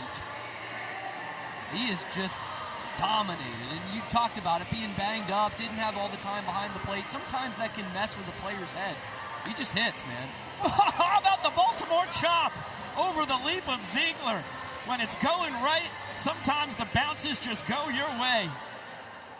Lytle to knock after a sac fly his first time, and he pushes Leday from first to third. Inning-winning run, 90 feet away for Dale Francis Jr. Man, when you're hot, you're hot. And I'll be honest, he was thinking about a 2-bagger there for a split second. Talking to him the other day, he said a goal for him was to try and lead the World Tour in 2-baggers this season. Nonetheless, he's going to be happy with getting a guy just 90 feet away from scoring with still no outs here in the fourth. As my barber comes up to the plate. Got my first career Dale Francis Jr. haircut yesterday in the Cincinnati Reds visiting locker room shower. And it looks great, Biko. Thank you. It looks great. Good touch up in the back, too. I love that. I think it's the best one you've ever gotten. I'll say it. It might be. And Dale puts some oomph into this. One hop off the wall. Leday jogs home. Francis, his second walk-off of the year. And my barber puts the Clowns on top 2-1. Had 3 doubles in 3 games against the Bananas in their last series, and now has another to walk off the Nanners here in the fourth and get the Indianapolis Clowns their first lead of the ball game. Through 4 innings of play, 2-1, Clowns leading.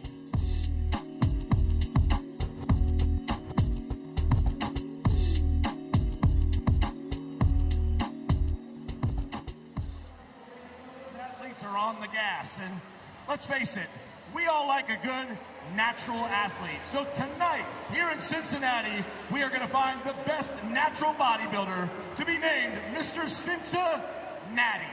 Let's meet our first contestant out here. Making his way, all natural. You better believe it. Come on in over here. What's your name, my man? Nathan, how old are you? Looking great at 38. All right, Nathan, give us your best pose here. Come on, Nathan, show us something good. Well, he's natural. There's no doubt about that. That's Nathan. All right, let's meet our second competitor. Coming on out to the field. What is your name, my man? Jerem, how old are you? 18. Prime of your life, 18. All right, Jerem, give me your best poses. Oh, Jerem. Don't hurt him, Jerem. Yeah. My God. Never been on the gas, not even a little bit. That's Jerem. And let's meet our third contestant out here.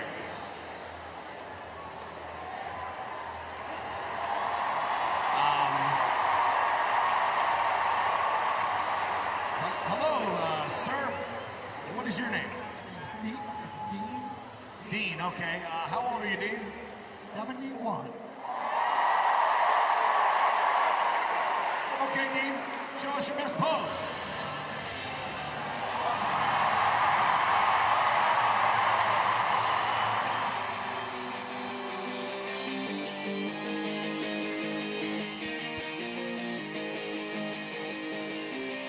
Welcome back to Banana Ball live on ESPN. 4 innings in the books. Anders jumped out in front, winning the first frame, claiming the first point available. But the Clowns, a walk-off home run from Prime to win the second, walk-off double from Francis to win the fourth, and they go to their bullpen again. Kobe Robinson takes over for Vinny Santarciero, another former minor leaguer on the bump here for Indianapolis. Yeah, former Padres farmhand, and Kobe Robinson is one of the hottest arms on this Clowns team right now. He has not allowed an earned run since May the 2nd against the Firefighters, and in his last 10 innings pitched, no earned runs per hot sauce, 3 ball, 4 sprints, and 7 strikeouts. Yeah, and only 7 hits across that time as well. I mean, Kobe is absolutely locked in. Starting to live up to his potential. He's a guy who was 13th round draft pick by the Padres back in 2021. Spent 4 years in their organization. Originally out of Alcoa, Tennessee. Gets a pop-up from Ty Jackson. Prime will tip it. Kirkland Banks with Ty flying by. Puts a bow on the primetime trick play. That's some traffic to avoid there if you're Kirkland Banks. Look at this. Look how close he is. He says, no, that's all right. I got it. Back to Kobe Robinson. Hot sauce, you mentioned it, Josh. He has been such a big part of how this bullpen has come together. We've mentioned that a few times tonight, how they've kind of found their roles in the early parts of the season. Kobe's a guy who was taken in the last round of the BBCL draft, 11th round, only one other Clowns pick behind him. And that's Clark Gilmore, another bullpen arm who has gotten better the last couple of weeks here.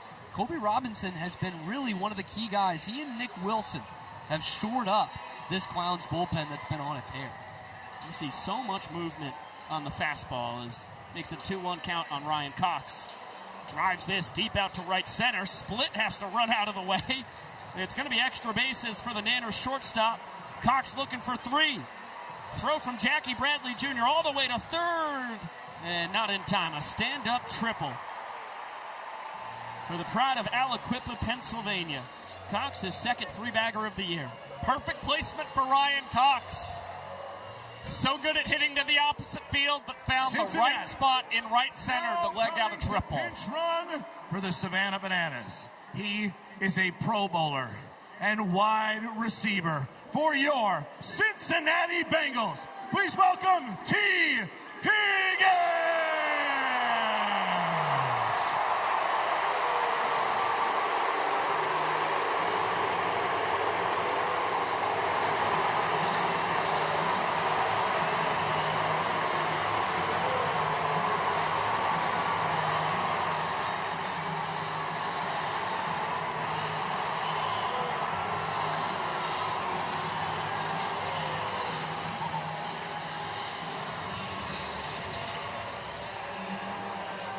Standing ovation from over 42,000 fans here at Great American Ballpark for one of their star wide receivers on the Bengals, the Pro Bowler T. Higgins.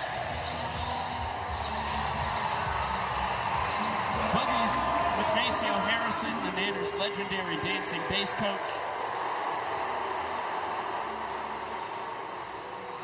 And the infield in here for the Clowns. 1 out, Jackson Olsen at the plate.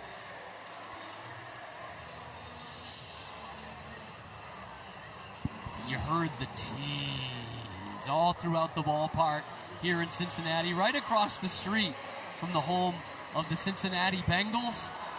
One of their two prized receivers, a national champion guy in college, and quite an athlete. A lot of college basketball offers as well before he decided on football at Clemson. Another chance for the fans. Yeah, clean catch. Jackson Olsen fouls out to the fans. That is a massive play by the fella in the Indianapolis Clowns shirt. That's how you affect a game.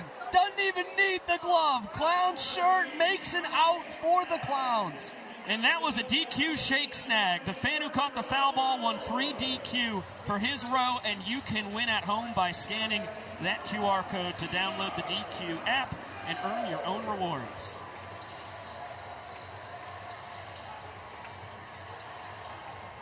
Kobe Robinson, not out of this situation yet, but that is a massive second out. The infield gets to go back to their normal positioning against DR Meadows. The man at the top of this Nanners order with 2 balls and a strike on him. Well, last year in just 2 games, 7 fans caught foul balls here in this ballpark. So, you know, there's good reason to expect big things out of the crowd here in Cincinnati across 3 games. Athletes all over the place here in Cincy as the heater just barely misses. Pretty good looking fastball by Robinson. That brings in T. Higgins. DR Meadows, one of the more exciting runs batted in his illustrious banana ball career. And to bring in the 6-year wideout for the Bengals as they get a look at Paycor Stadium. Literally right down the road from Great American Ballpark. Really cool setup here in Cincy. And that ball four sprint continues to be the Achilles heel for this Indianapolis Clowns team, 4th of the ball game. Max Young-Goldberg, foul ball all the way into the 3rd deck, and it's going to be a foul out to the fans again. 2nd of the inning, 2nd in the last 3 batters. That was a big league foul ball all the way to the top deck. And the fans up there ready for the action. The former home of the Clowns, Cincinnati loves this team. 2 outs in the frame. And MJG, he is speechless. It's the first time in his banana ball career that he has ever fouled out to the fans here. Oh, man. That's incredible. What a casual snag as we'll get it down to the young professor. And now, fans, let's go back down to the field and rejoin the young professor.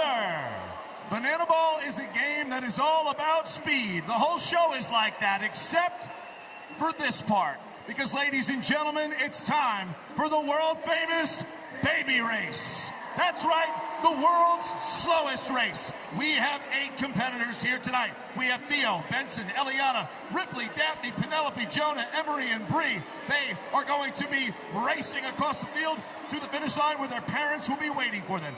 Parents, let's get those babies ready. On your marks, get set. Go, babies, go! 9 babies have been placed on the infield grass in front of over 42,000 fans in Great American Ballpark. I think the one on the pole that you see here was just woken up from a nap. Not fun at all. We got a scooter out in front. Normally crawling is the key to success in these races. But this little youngster, look, it's kind of a half crawl, but there's the scoot. It's a hip heist with the right leg. There's your... I want to be asleep again, too. Right. Very relatable. We've all been there. You got to look in from the Goodyear blimp, providing aerial coverage of the world's slowest race. One mom comes in to rescue her youngster who is having just an absolutely terrible time on the infield grass. And our leader just completely content to hang out about halfway on the race. Letting the race come to her. Looks like being scooped up was pretty cool for that one. And now we've got ourselves a little competition. Almost a stand right back down to the rump and scooting the wrong direction. As we have Our baby who was originally crawling, now it looks like a bit of a smile on her face, and the babies are coming together. Meeting of the minds. Never turn down a social opportunity, Biko. Great life advice. Given to us by the best among us. The babies on the infield grass. Their parents imploring them. You are so close to living forever in banana ball history. And it continues to be this youngster, the scooter. Oh no! Traveling the wrong way again! Just basking in it.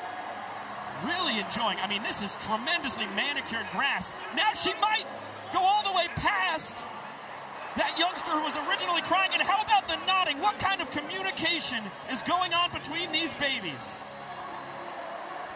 I'm afraid we will never understand. The finish line continues to move closer to them as they move mostly in the wrong direction, especially our leader, spinning all different ways. This is stunning. We have a new leader, Biko. Crawling to a victory. What an impressive performance from tears at the start to a victory at the finish. One of the most stunning comebacks you will ever see. Tortoise on the hair-esque, if you ask me.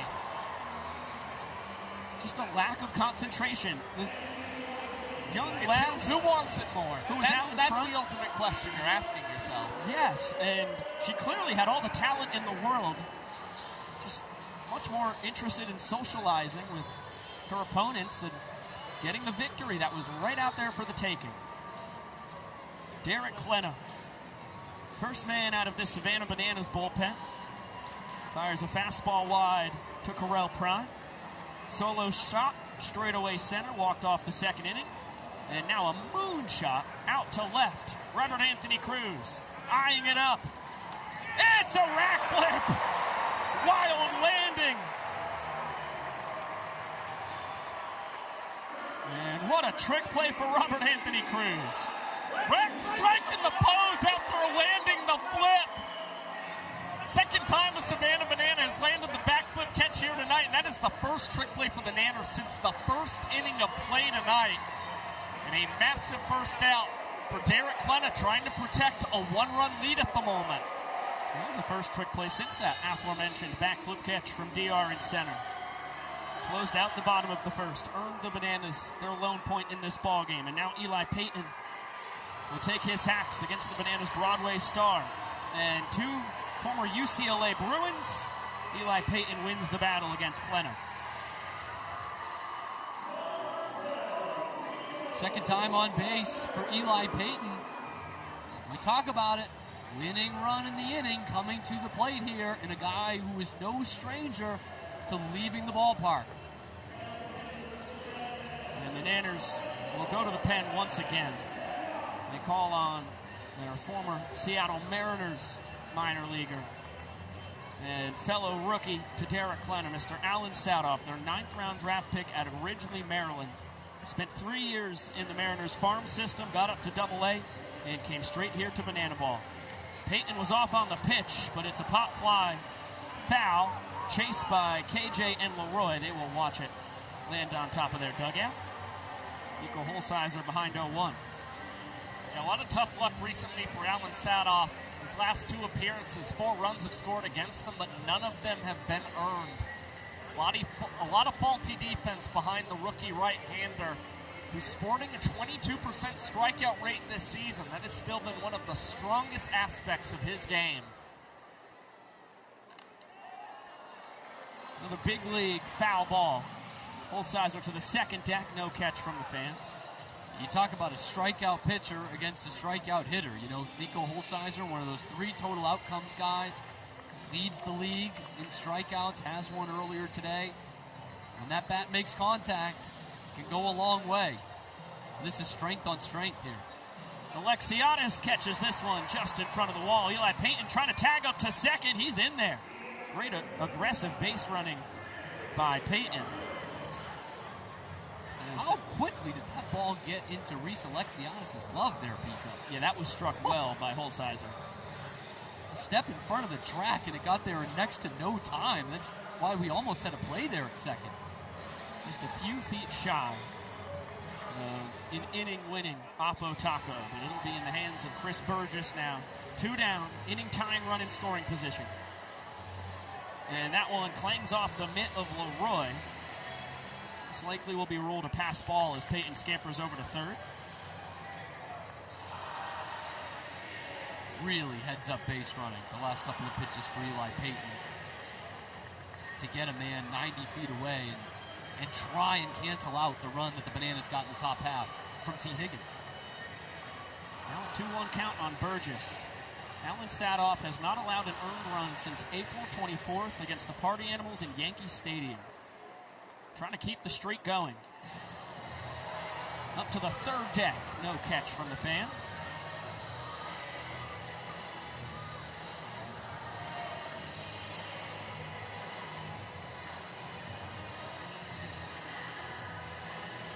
Massive 2-2 pitch coming. Fate of the frame hangs in the balance.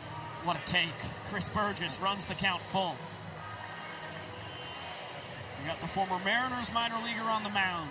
Former Orioles minor leaguer at the plate. Payoff pitch coming. Bounced up the middle.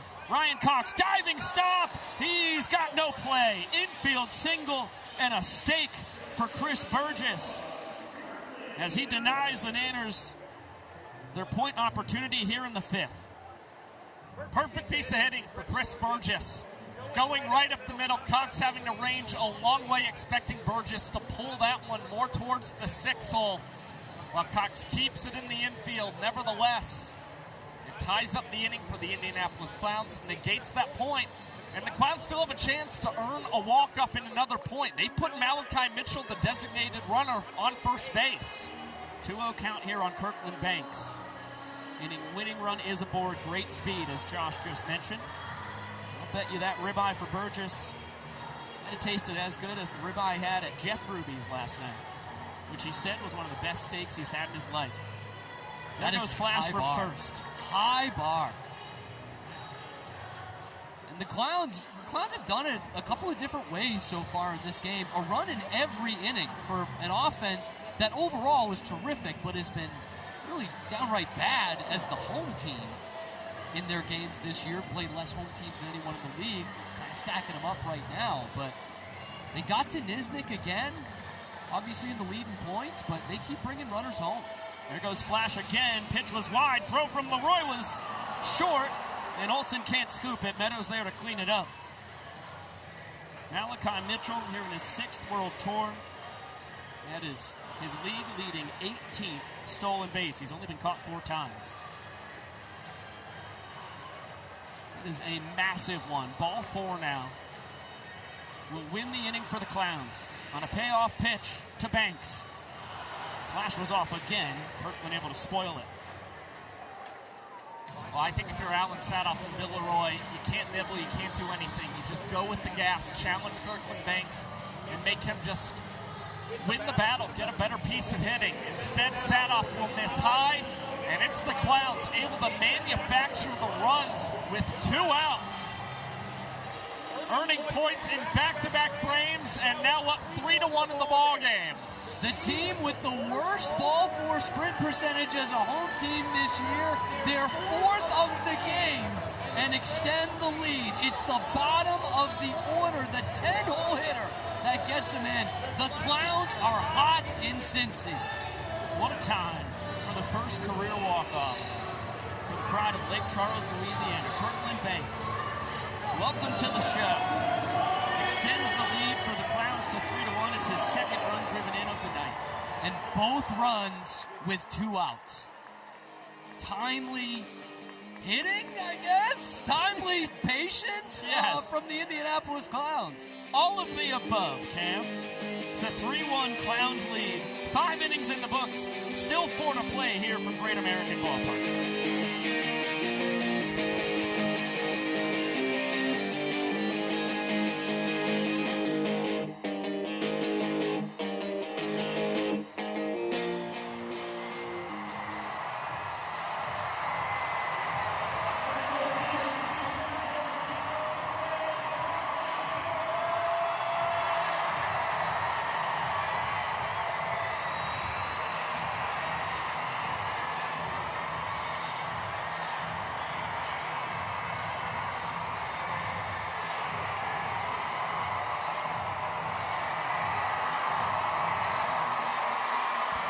Oh my gosh, it has just become apparent to me, YouTube, that we are all alone as the Clowns and Bananas fire t-shirts into the crowd.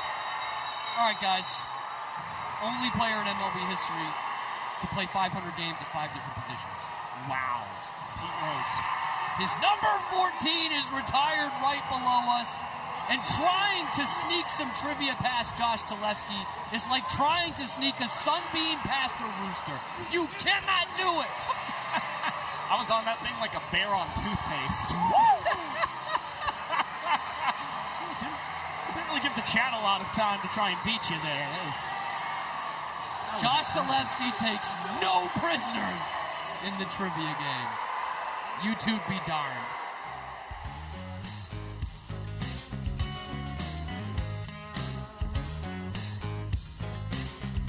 Full capacity crowd here in Great American Ballpark in Cincinnati, Ohio, have already made their mark on this Banana Ball game. 2 foul outs to the fans in the top of the 5th inning helped the Clowns limit the damage. They both went against the Savannah Bananas, and then Indianapolis with 2 runs in the bottom half to earn their 3rd point of the ball game.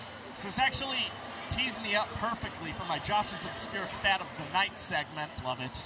Kobe Robinson, 5 innings pitched now against the Savannah Bananas across his last 3 series against this team. A whole inning of those 5 has been because of fan-caught foul balls. 3 of his outs have come courtesy of the fans against this Bananas team. You can't make it up. 1, 2, 3. Fans first. Shout out the wonderful people of Kansas City, Missouri, and Cincinnati, Ohio. Big fans of hot sauce. Kobe Robinson just misses the outside corner, runs the count even at 2-2 on the Nanners DH. Dan Oberst, 3-4-5, due to swing it here in the away half of the 6th. Big boppers. As Oberst, great take. That was a disgusting breaking ball from Robinson. Oberst had that RBI ball 4 sprint in the first. His first RBI since the first game in Kansas City against the Clowns. Sneaks that past the dive of Ledet. Aboard for the 2nd time tonight. That game was May 30th, by the way, to close the book on that. And now we're going to get something special from Kyle Jackson. KJ, what's the good word, my friend?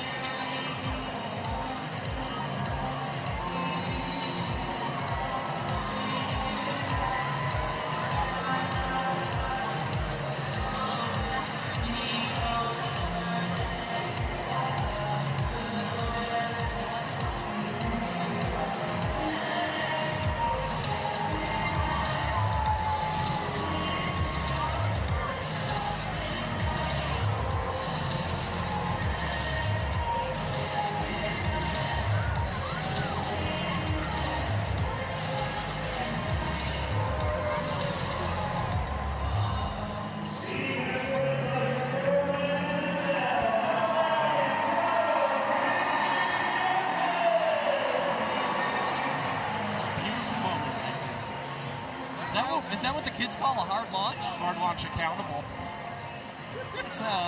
That's the ESPN version of a hard launch. Mamma mia. On national TV and 42,000 here in Cincinnati.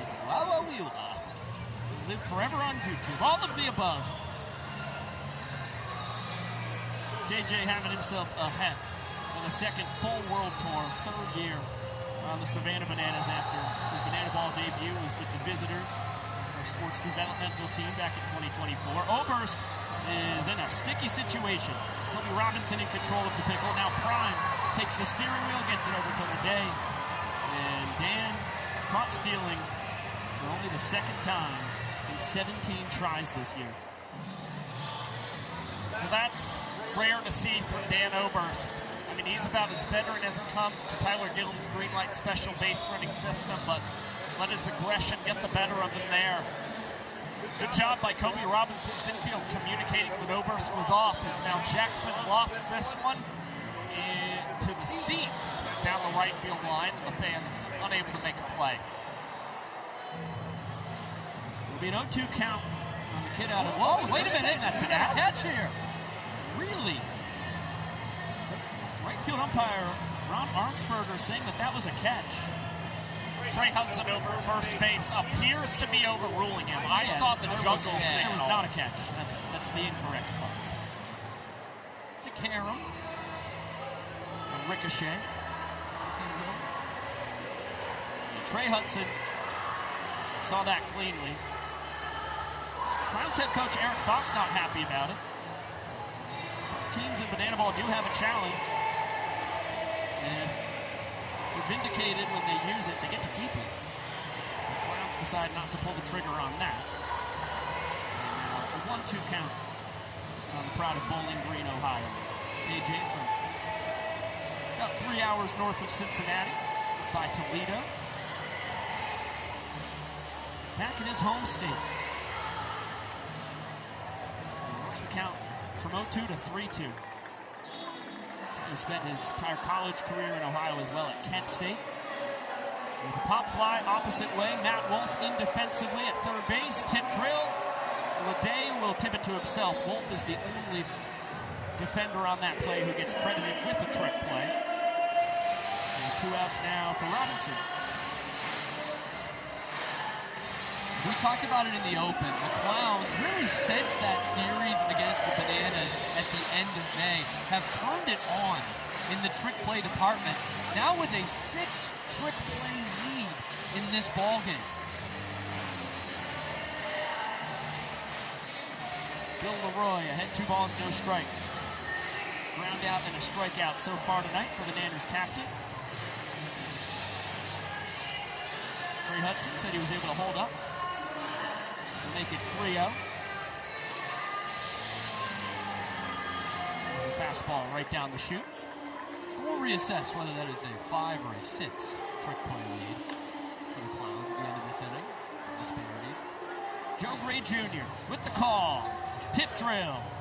Kirkland Banks into the jersey. That's a double trick play with a boogie from Banks at the tail end. And Kobe Robinson faces the minimum here in the 6th. That's the creativity you'll love to see from some Banana Ball rookies, especially Kirkland Banks, who likely learned that from Matt Wolf, who we already saw with the trick play here in this inning. Will be one of the first guys to try and catch those banana balls in the jersey, and now it works out for Banks tonight in Cincinnati. Let's get it on down to the field. Middle of the 6th inning. Clowns lead 3-1.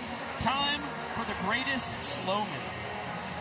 Ladies and gentlemen, you've seen the world's slowest race, but now it's time to see if this race will be even slower. I've gathered some of the slowest men in Cincinnati, and now it is time to see who will be the greatest slowman. Gentlemen, on your mark. Get set. Wait. Shirts off. Yeah, take those shirts off. Come on. On your marks. Get set. Go! And they're off to a slow start. Who's going to get it? Oh, what? Rolled around. Oh, it's neck and neck. Who will get there? And it's Big Daddy Steve, the world's greatest slowman. Thanks for tuning in. And yes, folks, you are actually watching ESPN right now. Pico Scala with Josh Talevsky and Cam Stewart as we get a replay of the first ever greatest slowman race. Mid-inning entertainment in Banana Ball, as good as it gets in sports. You want to talk about entertainment? Yeah, he took the words right out of my mouth, Cam. All knuckles. Fisher Polydorov coming to the plate. One of the hottest hitters in the Clowns lineup, mind you. Fisher Polydorov, another hit last weekend in a pinch hit appearance. Faces Grant Besser, fresh into the ball game. Besser, the 5'10 southpaw out of Bern, Indiana. 360 pitch and a strikeout. That's a trick play for the Banana Ball rookie. The Nanners' 4th rounder. Starting to make a habit of those. And the 4th rounder with his 4th trick pitch strikeout of the season for the Savannah Bananas. Leading all players as far as the boys in yellow are concerned. That has been certainly one of the highlights for Grant Besser, who was phenomenal when he pitched in 2 games against Indianapolis a couple weekends ago in Savannah, Georgia. Picked up another trick pitch strikeout in that series. Heater tomahawked foul by Jackie Bradley Jr. And some catching up to do in that trick play department. We talked about it last inning. 10-4, the Clowns lead. The Bananas, work cut out for them if they want that equalizer point. Good blinks there on the slurve from JBJ. Doesn't bite on the bender from Besser. As he fouls off the 2-2 there. The circle changeup from Grant Besser is the best pitch in the arsenal. Pretty much just fastball, changeup, breaking ball. As the heater misses high and runs the count full. On the Red Sox legend. Nice piece of hitting. JBJ able to dunk that in front of Alexiadis for a single into right field. Winning run is aboard with 1 away in the bottom of the 6th.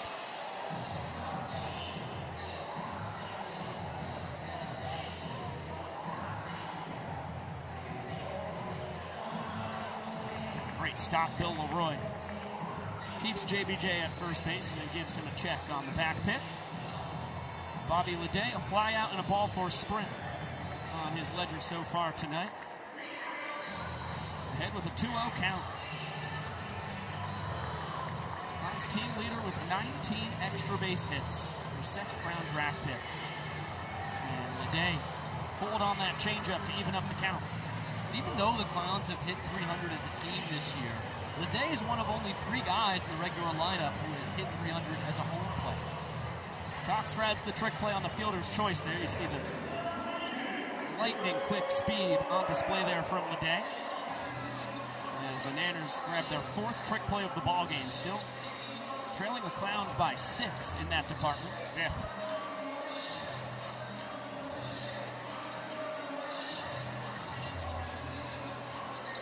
Joe Lytle, a guy who's already driven in a run, has knocked up that .432 average. Not this time, and we have an even 6th inning after that ground out. Great work from Grant Besser. Across his last 2 weekends against the Indianapolis Clowns, that is now 3 innings of scoreless relief for the Banana Ball rookie.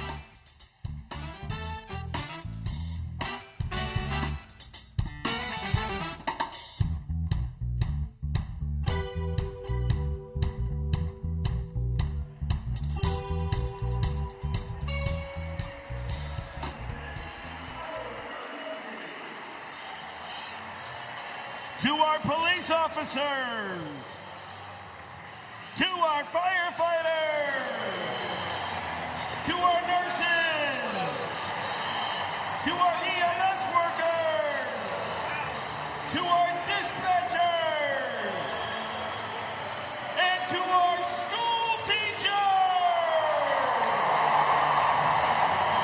The Clowns and Bananas, thank you.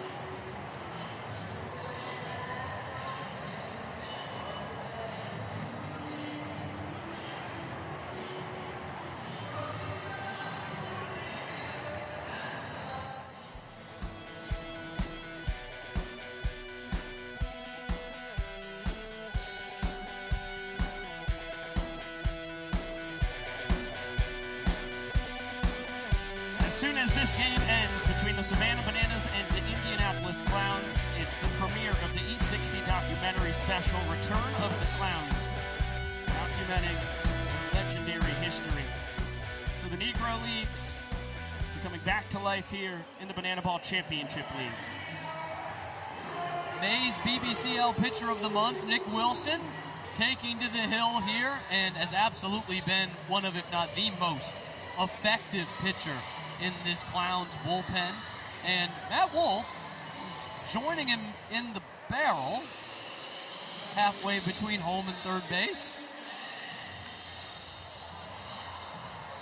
Racca towering foul ball. Actually, it looks like it might stay in a fair territory. No, it lands foul, just barely. Joe Gray Jr. tried to trap it on the outside of his glove for a trick play. And right field umpire Ron Arnsberger all over it. As he get another look. And he wasn't in fair territory as he was receiving that ball, so that's why it's ruled foul by the right field umpire. But it will give Rack another life here against Nick Wilson. Again, May's Pitcher of the Month, but a guy who said he wasn't exactly expecting to win that award, but very honored nonetheless, as this pitch will get away from Joe Lytle and Robert Anthony Cruz. An easy steal of first, and then a throwing error from Lytle. Prime was not at the first base bag. Lytle still offered a throw over in that direction. And so that banana ball wound up around the tarp in shallow right field and put Cruz up to second base.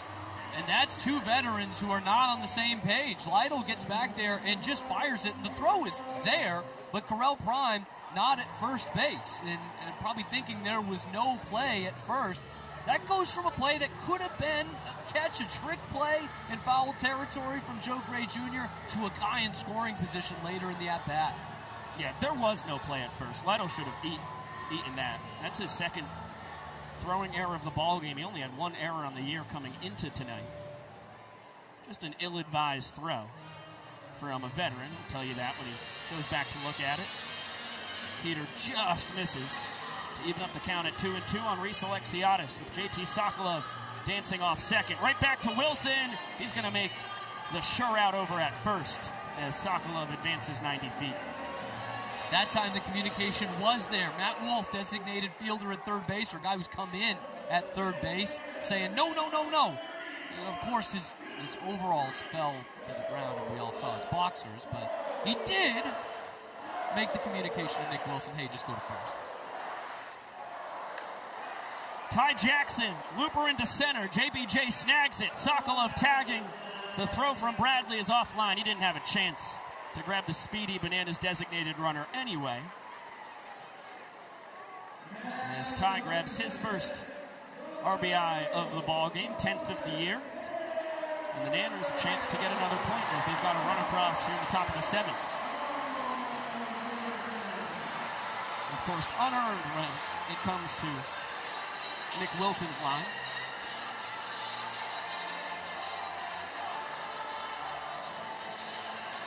He's the tallest athlete in the known universe and good friend of Joe Lytle. Dakota Stilts Albritton digs in. Base is empty, 2 outs, and Nick Wilson throws it over our heads here on the 3rd level of Great American Ballpark in the broadcast booth. Got it all the way to the upper deck. Wilson kind of threw his hands up. That one just got away a little bit. Tomahawked deep out to left. Dancero on the run makes the play to take what could have been extra bases away from Stilts. He has never had an extra base hit in his illustrious 6-year banana ball career. That's one of the best pokes of his Bananas tenure. A run does come across, though, for the Bananas. They trail 3-1 in points. Chance to cut it just to a 1-point deficit.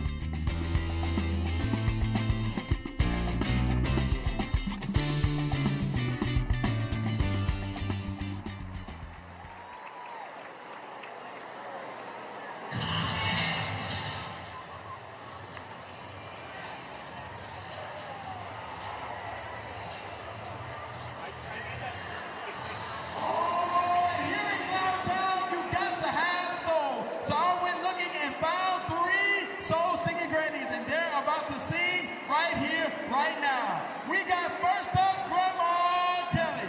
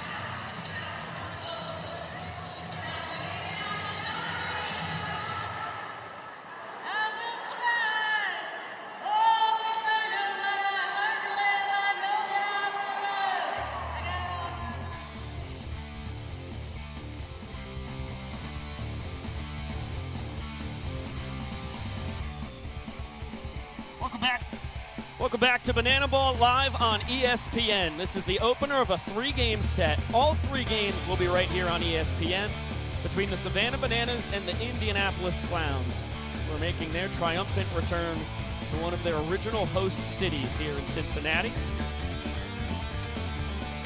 We go to the bottom of the 7th inning. Clowns lead 3-1 in points, but the Bananas put a run across in the top of the inning. And if they can get a 0 here in the bottom half, it will be a 3-2 game going to the 8th.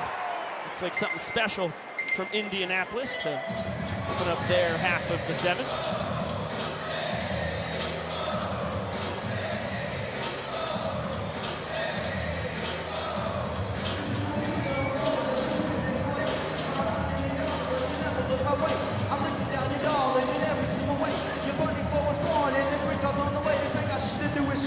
Watch your head and shoulder. Brother, older, bolder, older, bolder, yo, I told you.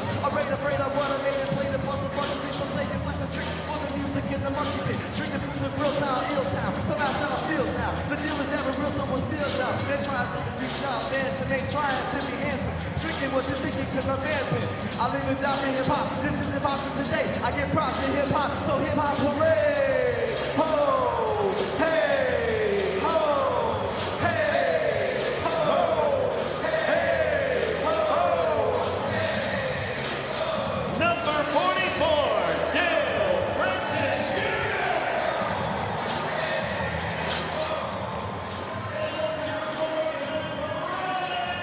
Way for Dale Francis Jr. to come to the dish.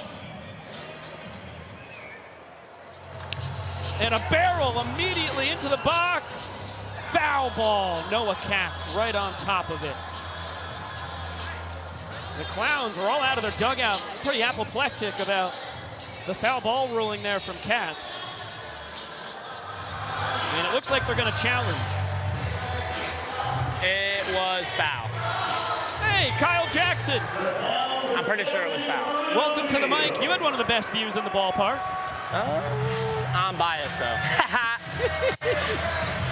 Okay, KJ, well, the umpires will see if there is clear evidence to overturn the call from Noah Katz. There's a very good chance that Noah got it right. He is young. He's got those good eyes. Come on.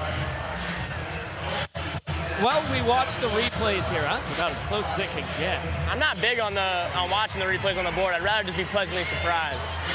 I love it. How cool is it to get to play your 3rd career Banana Ball game here in Great American Ballpark as an Ohio born and bred legend? I wouldn't say legend, but I am from Ohio. You're on your way, KJ. You're on your way.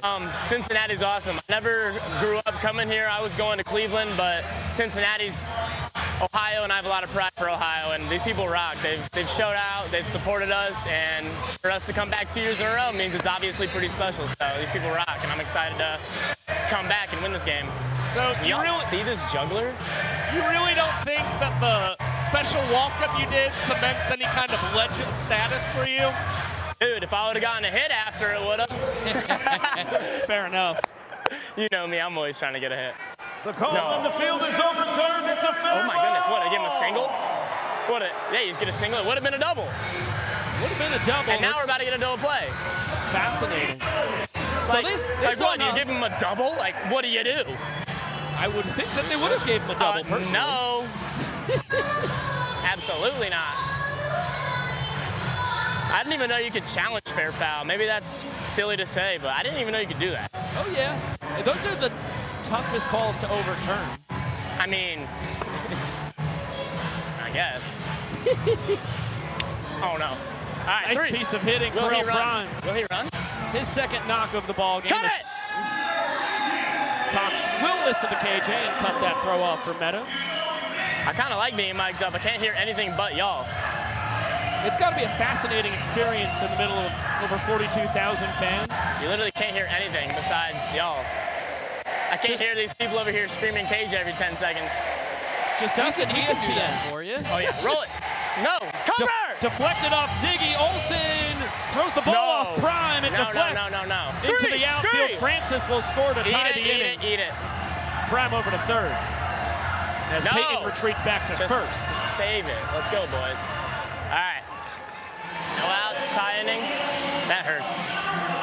Yeah, there was not a lot of your teammates listening to you on that one. Probably just go one there, but you know, I actually love the aggressiveness. And now we have to go for it. Here we go. Inning-winning run 90 feet away. Corral. That just hit a bomb earlier, bruh. Yeah, that was a shot. Batter's eye, straightaway center. Yeah. That's where the big boys play. Now Brian Dansero. Off the bench, looper into center. Meadows makes the catch. Cut it. Good. Good, Bill. All right, double play. Prime knows how good that arm is for DRs, as well as anybody. That was a great throw. It's a tough play, too. Yeah, moving over to left field, off balance. All right, here we go. Chris Burgess, RBI single back in the 5th. Yep. That's a beautiful changeup from Besser.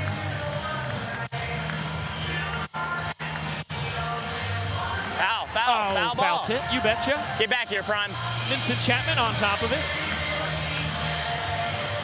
So a hot shot to you. You going to second here, KJ? Jackson! All right, maybe. Oh, no. That's actually, I'm going to do neither. I'm just going to stand here and observe with the homies.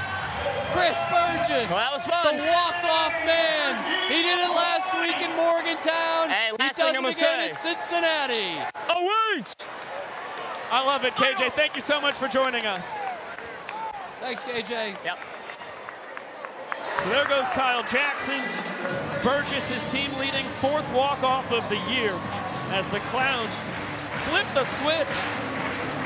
The Bananas in the 7th inning. Nanners had a run across. Clowns double them up and lead 4-1 in the all-important points department. I asked Chris Burgess earlier today, you got another walk-off in you. He says, if I make contact, selling himself short. A couple of singles, a ball 4 sprint. Wins another point.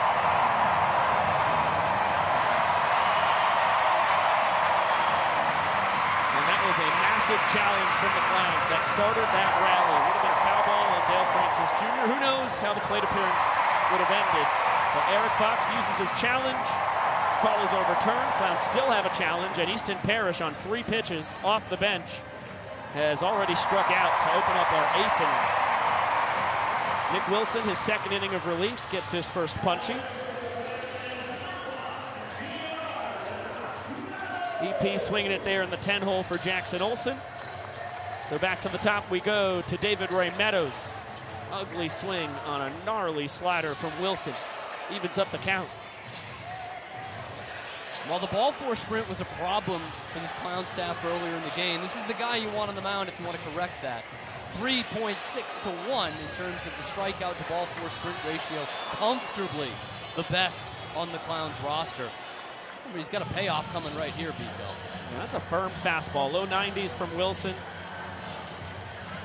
As the payoff, a cut and a miss. High heat gets DR to chase. You do not see that very often. It's back-to-back Ks for Wilson to open up the 8th inning. Well, this is a situation where you're seeing the Bananas pressing. You know, they've given up some points due to some costly errors and just different things that haven't quite gone their way. And now at the plate, they're trying to make up for it and not finding a lot of success. And Nick Wilson, he's been very good at MPI this season. In the top 3 right now in Banana Ball. And you're seeing it on full display here. He is speeding up some Bananas bats.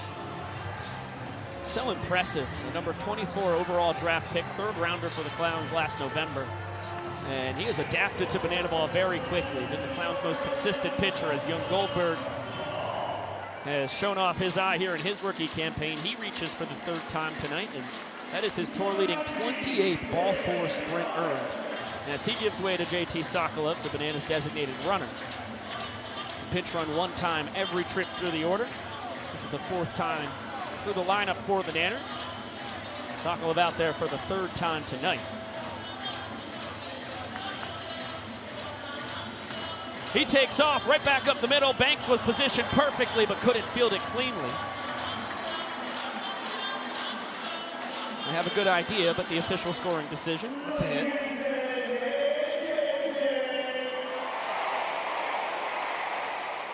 So Sokolov up to second, Oberst his second knock of the ball game. He's aboard for the third time, just like Goldberg was to try and kickstart this one-out rally, or two-out rally rather. And KJ fresh off the mic, 0 for 3.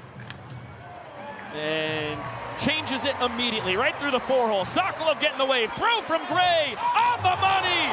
A superhero dive, Sokolov avoids the tag, and somehow scores! It was a perfect throw from Joe Gray Jr. Dan Oberst comes in to score. Well, the Clowns have been arguing, and KJ heads up base running all the way over to third. We're going to need a fan challenge here, Biko. The Clowns have already used and lost their challenge. Excuse me, they've used it. We got to get another look on this tag. This was all bedlam breaking loose. 2 runs in as it stands right now, and a man at third base for the Bananas. Get another look. You need to see clear evidence that the tag was landed on Sokolov. That looks pretty good right there, I'll tell you what. Yeah, and Lytle right away was saying, I got him on the shoe. Wilson saying it too, the shoe, the shoe. It looks like you can see the glove bend. That's what I'm seeing underneath that. I think this call will be overturned. Another angle. Yeah, I'm seeing the glove bend personally. Yeah, that was a quick challenge right there. The call from Vincent Chapman overturned. And the Clowns back-to-back innings have challenge plays, this one coming from the fans. Both have gone the Clowns' way. Indianapolis, they still have their challenge. And Cowboy Joe with the lasso. 2 weekends in a row, he has thrown a man out at the plate. Do not run on Joe.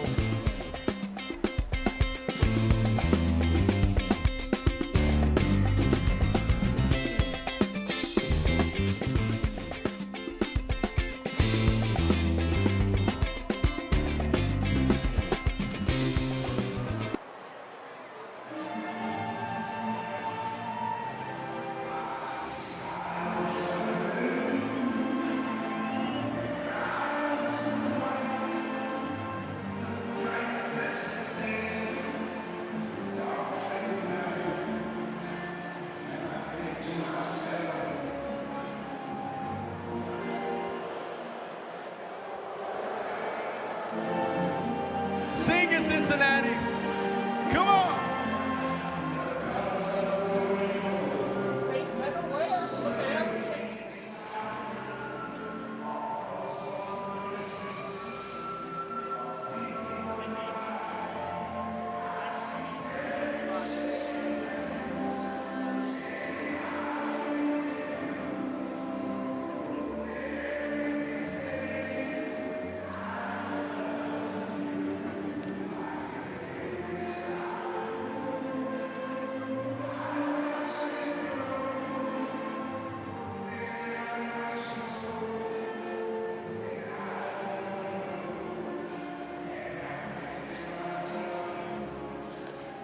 Let's hear it.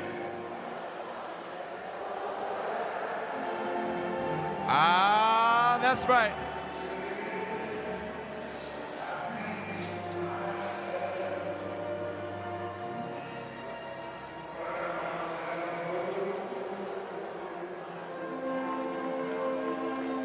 Thank you, thank you. Welcome back to Banana Ball Live on ESPN, where tonight's aerial coverage is brought to you by Goodyear Eagle.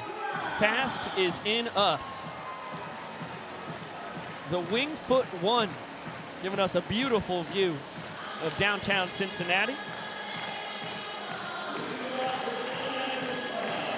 And at the bottom of your screen, there's Great American Ballpark with over 42,000 fans in it. We'll be back in action tomorrow night right here on ESPN at 7 p.m. Eastern again. And then Sunday afternoon at 3 p.m. Eastern, ESPN. Once again, 3 straight days as Danny Hosley, the greatest closer in the history of our young sport. Man out of Vienna, Virginia, here in his 4th World Tour. Comes in for the bottom of the 8th inning. No run support from the Nanners in the top half, thanks to the fantastic throw from Joe Gray Jr. out and right to gun down Sokolov at the dish. And the challenge from the fans, as Kirkland Banks has a 3-0 count. And that's a 4-pitch sprint. just missed the inside corner. You do not see that from Danny Hosley very often. Yeah, play the lottery. Golly. Yeah, it's the lowest ball four sprint rate on tour this season. That's how rare it is to see from Danny Do-It-All. Pitching in his 11th straight game for the Savannah Bananas and just had his streak of 11 2/3 consecutive innings without allowing an earned run snapped last Saturday after surrendering a walk-up homer to EJ. Now Joe Gray Jr. gives this ball a ride, and that one is into the seats and out of the ballpark. Joe Gray Jr., a walk-up bomb for the Indianapolis Clowns, and it is 5-1. He throws guys out. He hits balls out. Joe Gray Jr. alone in second place. 8th home run of the tour. And they finally get to Danny Hosley in his 8th appearance against the Clowns this year. They finally tag him for a run. The former number 3 overall prospect for the Brewers. What a way to get his first career walk-off in banana ball. Joe Gray Jr. does it in style. 2-run shot down the left field line. And this thing is all Clowns. 5-1 lead as we go to our final inning where every run scored counts as a point. And how about Joe Gray Jr.? We talk about the struggles for this Clowns team as the home team. No one has seen that more than Joe Gray Jr. About a 200-point difference in the batting average and all of the power stats way down as the home team. He knows it. How about a 3-for-3 night and a triple shy of the cycle? Don't know if we'll get to that for another at-bat, but what a night. And right after Danny Hosley gave up only his 3rd ball 4 sprint in 23 2/3 innings of work this year, he gives up only his 2nd home run across that span. Remarkable. Dayan Reynoso takes to the hill for the Clowns. He locked it down for the first series win the Clowns ever had against the Bananas. That was just 2 weeks ago in Grayson Stadium on that Friday night. He shut the door. And the Clowns, the only team in the BBCL to not blow a save this year. Yeah, the Clowns as a team 8 for 8, as you can see, or as you saw at the bottom of this graphic. Dayan 2 for 2, but Joe Gray Jr. just took this out of the equation of being a save opportunity now that it's a 4-point lead. Well, we mentioned earlier tonight the scoreless streak that Kobe Robinson was on for the Indianapolis Clowns. Reynoso's on a similar one for the Clowns as well. Hasn't allowed an earned run since May the 1st against the Firefighters. Yeah, Kobe and Dayan both came in with 6 straight scoreless appearances. And since allowing that earned run, Reynoso just 2 hits allowed in 5 2/3 scoreless innings of relief. Just a hair low. A ball and a strike on Bill Leroy. Robert Anthony Cruz waits on deck. Reese Alexiadis in the hole. As that's a swing and a miss on the slider from Reynoso. Fastball's gotten up to 98. He sat 95 with the heater in the Frontier League last year. Former Los Angeles Angels minor leaguer. First was battling against the Bananas as a Spartanburger in the Coastal Plain League summer of 2021 against his twin brother, Levon, on the Nanners. And boy, Dayan has turned into exactly what Eric Fox was hoping at the back end of this bullpen. He's faced 6 hitters in June. He's retired them all. Bill Leroy trying to break that streak. Chance for the fans to get the first out in the 9th. Long look from the umpires. Joe Lytle thought it was a clean catch. The Clowns are out of the dugout thinking it's a clean catch. Vincent Chapman unsure, looking for help. Trey Hudson, his first base umpire, saying it was not snagged by the fans. So another life for Leroy. 0 for 3 tonight. Swing and a miss. The slider. It's downright disgusting. And make it 7 straight hitters retired for Dayan in June. I mean, it's just crazy.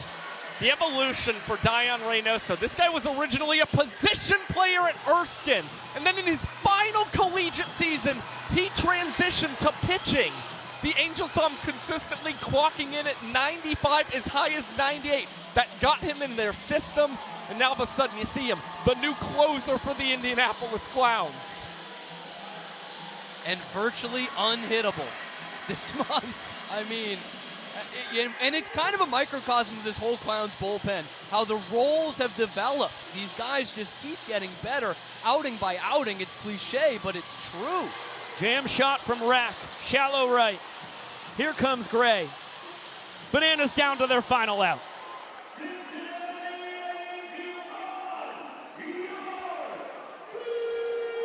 It'll be up to Reese Alexiadis to start a 2-out rally.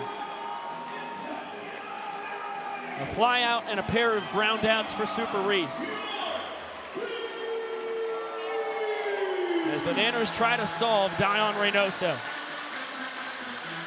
Slider just misses low.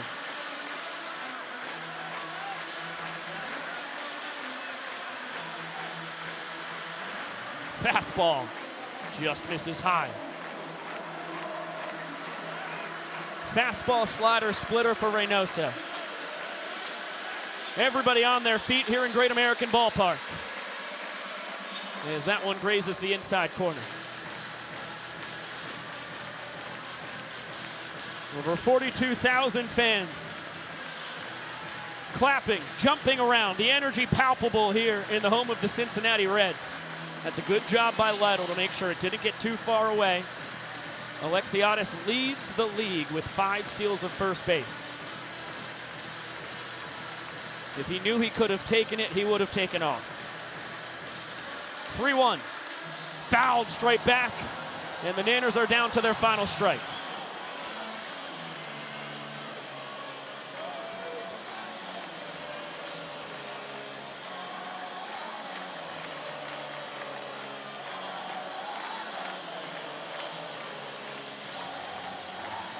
Payoff pitch. Great take from Super Reese. He's the first hitter to reach against Reynoso in June.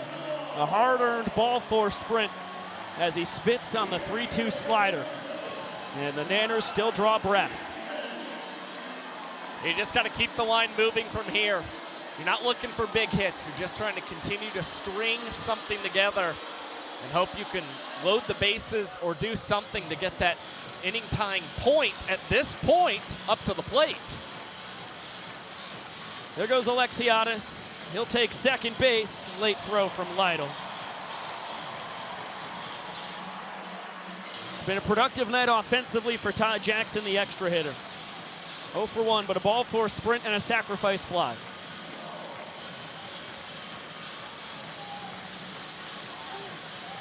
This is where the banana ball gets so interesting. That final inning, like Josh said, every run counting as a point. So I know we got 2 outs here, but 4 runs is just 4 points, and anything's possible. The Bananas need 3 straight hitters to reach base. There's very much a world that Ty Jackson's able to get on. Ryan Cox on deck. The Bananas may already go to a golden batter. See if they can just keep the line moving and trust in Jackson Olsen after that. Heater misses wide.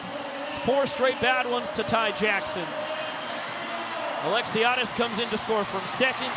Dancer, the 7th and final Clown defender who needed to touch that ball before it was live. Ty his second sprint and stake of the evening. But most importantly, he passes the baton to Ryan Cox, as the game's tying run is now in the on-deck circle.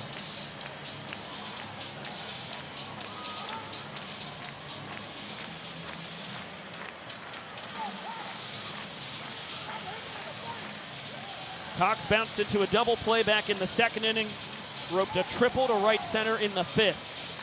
Was pinch hit for by Dakota Stiltz-Ulbrich in the 7th. Jackson will take off for second, throw from Lytle, a hair late.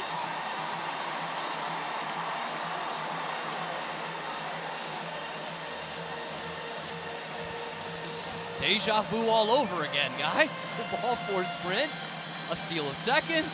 That's how the last run came in after the Ty Jackson ball four sprint.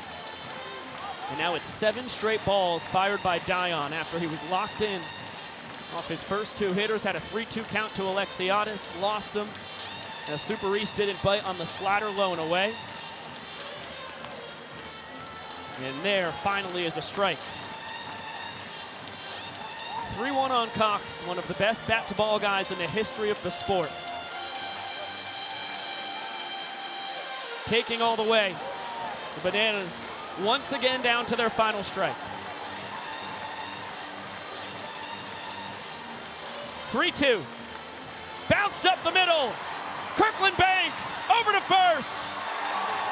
In time, the Indianapolis Clowns hang on. A 5-2 victory to open up this 3-game set in Great American Ballpark. A homecoming 8 decades in the making. The Clowns are back in Cincinnati and in the win column. Desperate for a W tonight. They out-hit, they out-pitch, and they out-trick the Savannah Bananas for an emphatic victory at Great American Ballpark. The Bananas are challenging the out call at first base. They had a challenge in their back pocket. No reason not to pull the trigger on it. As we'll get another look right here. Blouses. Correll Prime knew it, or else you would have seen a big old stretch from the 6'5" first baseman. And Vincent After Chapman further will review, let the over 42,000 fans still here in Great American Ballpark know that the Bananas did, in fact, lose the opener of this 3-game set.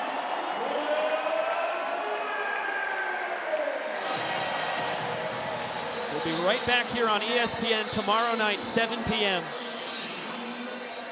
for the middle game of this 3-game series in the home of the Reds, as the Clowns look to take their second straight 3-game set against the Bananas across these last 3 weekends. And the Nanners will try and even this up and force a rubber game Sunday afternoon.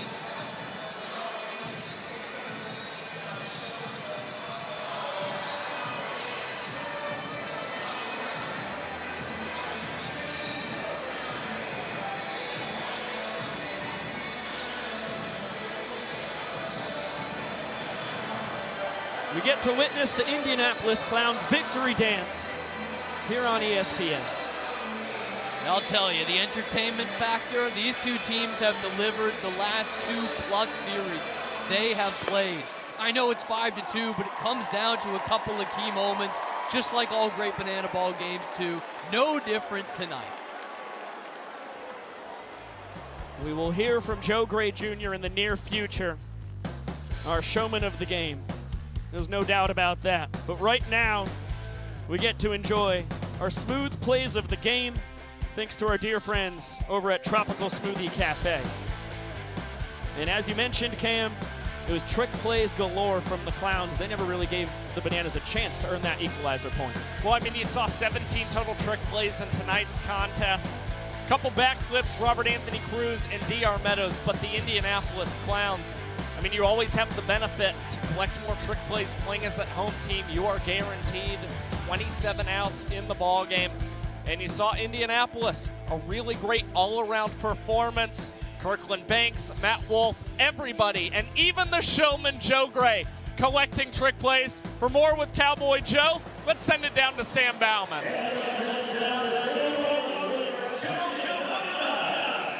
At Cincinnati, let's hear it here for our showman of the game for the Indianapolis Clowns, Joe Gray. Joe, what did it mean to have such a performance here in Cincinnati for this crowd? I mean, it's an honor, you know.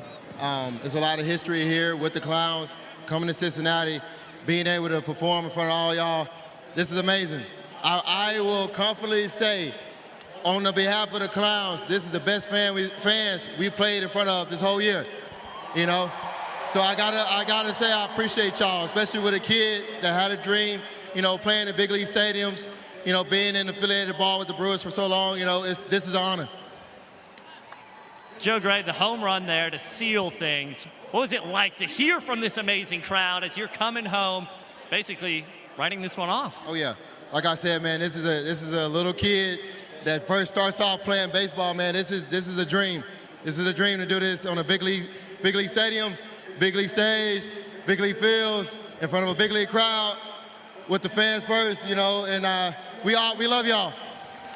One more time for our showman of the game, Joe Gray.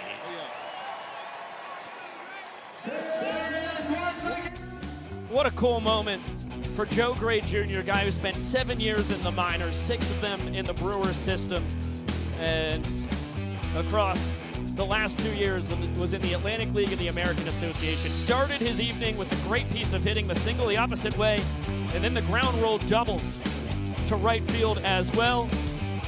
Josh, you mentioned the trick plays out in right field, teaming up with Kirkland Banks for that one, and then the big blast.